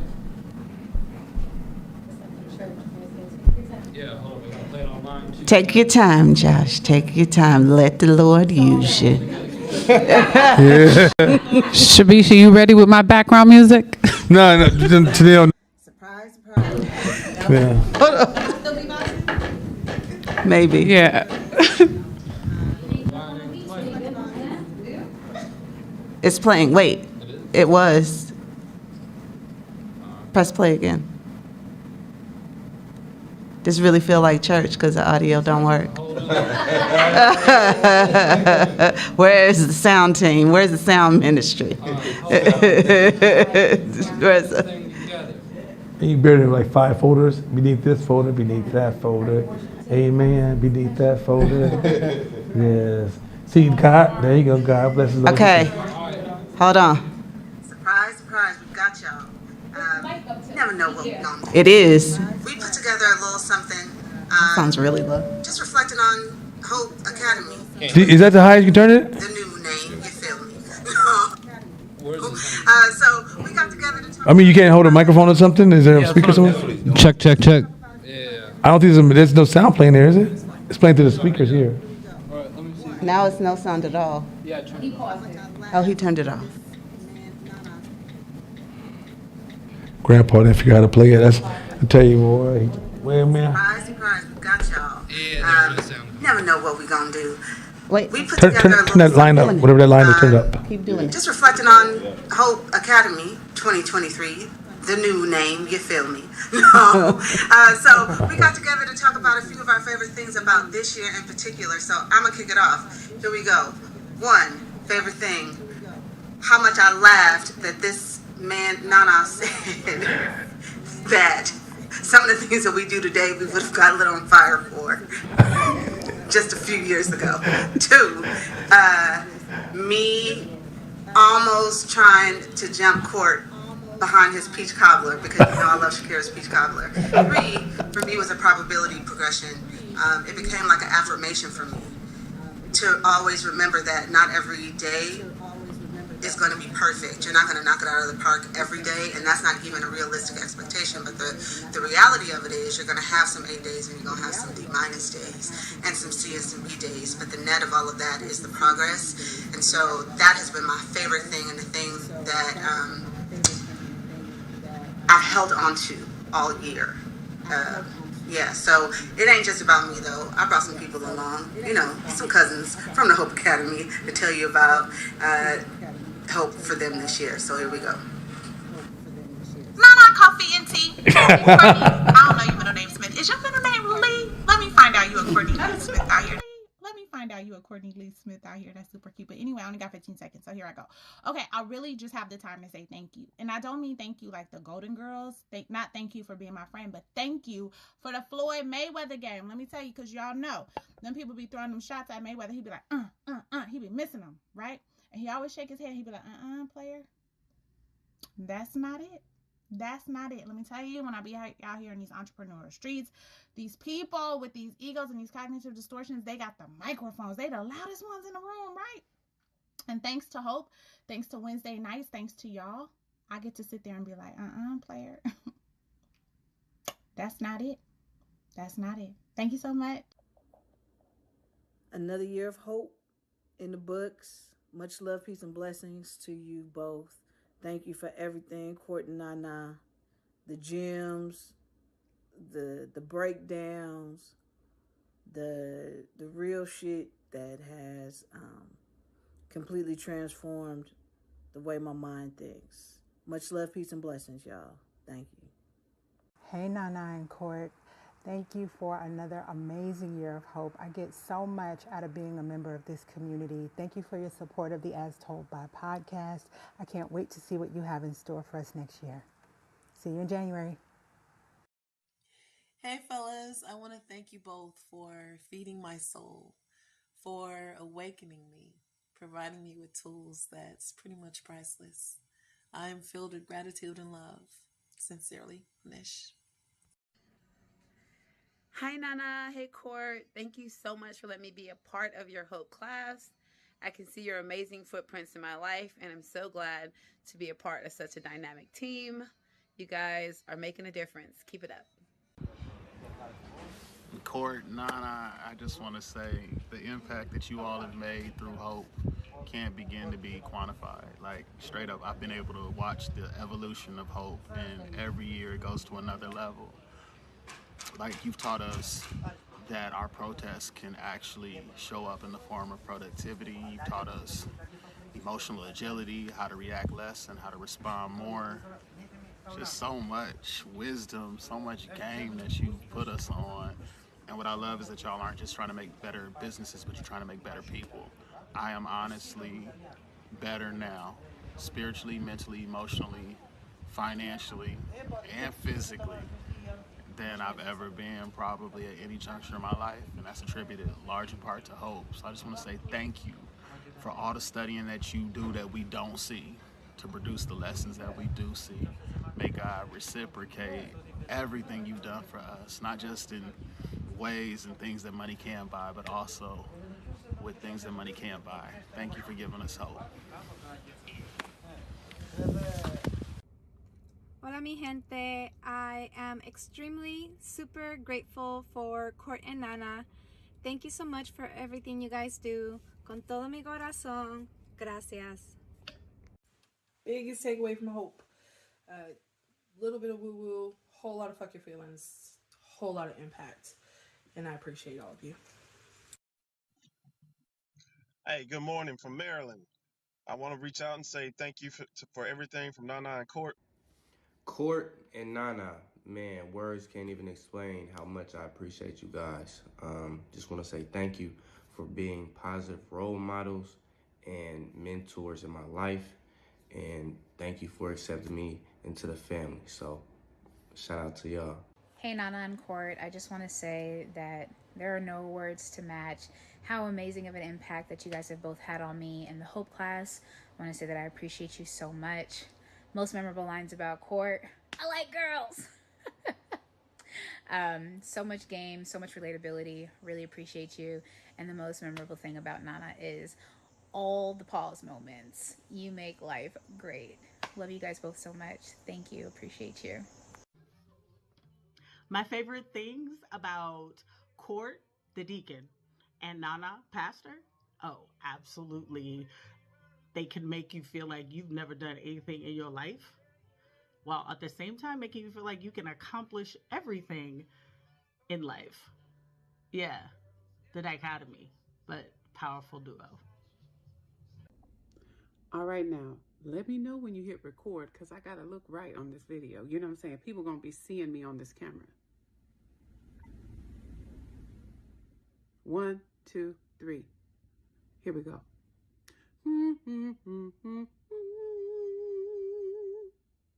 Happy birthday. What you mean it's not his birthday? Neither are their birthdays? Well, what's the video for? Let's do it again. Hey, Court. Hey, Nana.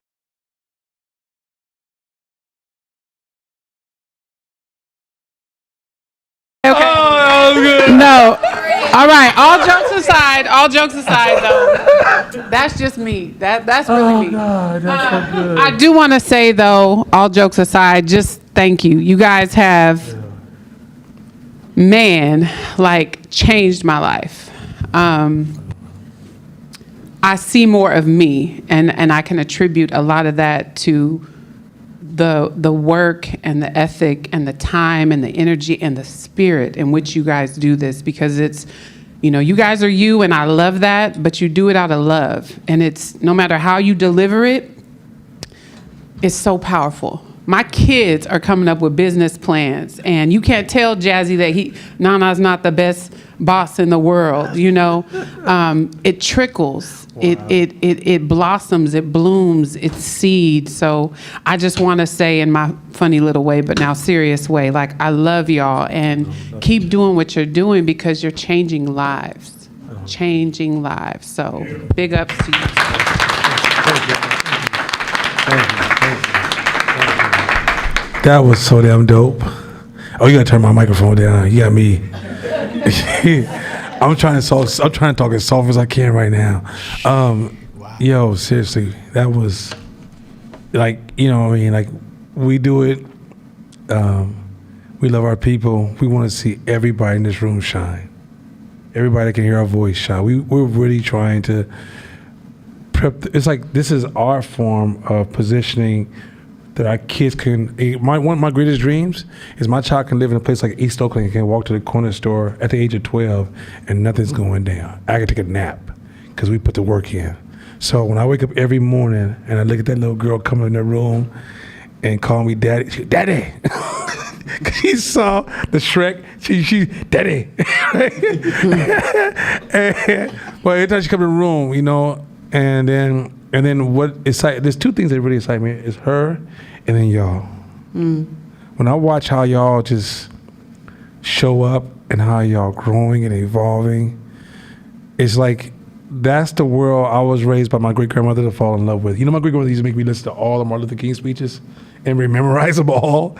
I have a dream, and she taught me to love my people early and to wake up every day and be a part of building and creating something better and seeing lives change and see better parents and seeing brothers and sisters move in ways that I know we can do. I'm so incentivized that I eat, breathe, and drink this stuff. And let me say this too, you guys gave me a gift because entrepreneurs, we don't get a chance to teach, so a lot of us get stuck in our head. And so a lot of times when we move, we're kind of moving without our words. And so it's kind of holding us back. Me teaching this class has positioned me in the larger society to get rewards I can't even begin to explain. Like the way we position ourselves, because by me teaching this class, I'm able to connect, bring things together, design stuff, see stuff, change stuff, impact stuff that you guys provided for me in return. So I know this, as you guys decide to give, giving is a two-way street. Give every chance you can, because the return is beyond your imagination. I could have never imagined I was going to get all this from teaching this class. So that's why when I show up to you guys, I show with absolute 100% commitment to servitude, because I know God got my back. Y'all touched me. Y'all fucked me up. Yeah. So this is probably the first time I ever got emotional. Like, that was dope. I appreciated that. Yeah. Yeah, that fucked me up. So I don't, you know, a lot of times, especially post-COVID, you question things because things get crazy. When you're entrepreneuring and you have the responsibility to be in this game, and then you come in on Wednesdays teaching this game, it's a weird thing because people are watching you perform while you're talking. So it's not like I can be some seminar guy who had a business back in the day. Like, y'all real time seeing the shit that I'm doing. And so sometimes it even makes me question, because sometimes shit gets tough. Or the tools that we believe in and that we will die about, that works, that we try to give and share, sometimes you don't see it manifest in the people you teaching immediately, you know? So like, but then when the group shows up and you realize how many are performing and their expression of gratitude, it reminds you like, oh yeah, this is why I do this. This is fucking incredible, you know? And it's amazing. So I gotta process this. We'll talk about it next year. I'm fucked up. I'm fucked up right now. So, but I for sure love all y'all. I absolutely do, and I want to see y'all continue to win and grow and expand, because I want to see what it looks like when black people, we are elevated. Our consciousness is elevated, our money is elevated, our thinking is elevated, and we create this ecosystem where we are building with each other and we're performing. Like, that's my dream. And being a part of this community, and Nana, like you shared the stage with me. You're the architect of this shit. So I don't get that twisted. You know what I'm saying? Like this community was built before I got here. So you shared this community with me. And so I always continue to give you a nod for having the courage to do it faster than I did. You know what I'm saying? So, brother, between me and you, like I said, there ain't no I. Brother, first of all, I'm blessed. You know, Mashama blessed me as a business partner, and you blessed me as a journey of raising our community. I'm so fortunate to have you, bro. Like I said, first of all, no offense, y'all.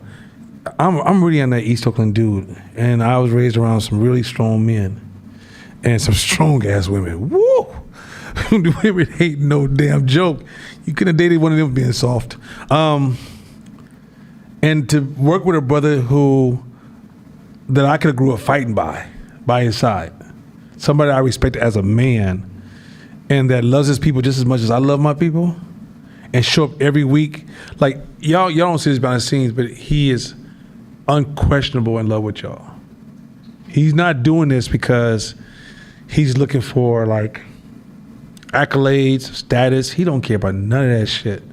His status is in what he does every day. And really, y'all really want to be cold about it? His kids. That's that. But when y'all get the chance to see the behind the scenes when he's teaching, he's that cool of a dude. Like he said, there's certain people that my daughter can be around. He's one of them. He's that man, and like that's a lot for another man to say with his daughter. His daughter, especially in the 2023, that's a lot for a man to say, right? But like my daughter we was hanging out last week, and she's like, "Dad," I said, "What? I ain't seen Uncle Court in a long time." Right? He's that type of dude, and so what I'm saying to you guys, like, in full transparency, you know, it ain't even it's like we were brought together to do some dope shit. And I see it just like that. And I'm actually becoming a greater fan. I don't know if you realize how much I praise you behind the scenes, but I think, like, I remember when I was younger, I used to follow Farrakhan. He's talking about all this greatness in the community that's undiscovered. And like, you see it, but to actually see it at its highest level, bruh. Like, I'm so impressed with you as a man, as somebody who loves your people, as a father, and I am blessed to share this journey with you, bro. All right, emotional stuff. All right, y'all, let's turn them cameras off before y'all catch the wrong. Yeah, ain't gonna catch some tears come out this face here. I'm out. Love y'all. Love everybody. Peace. It's on the dot. Y'all owe me money. No,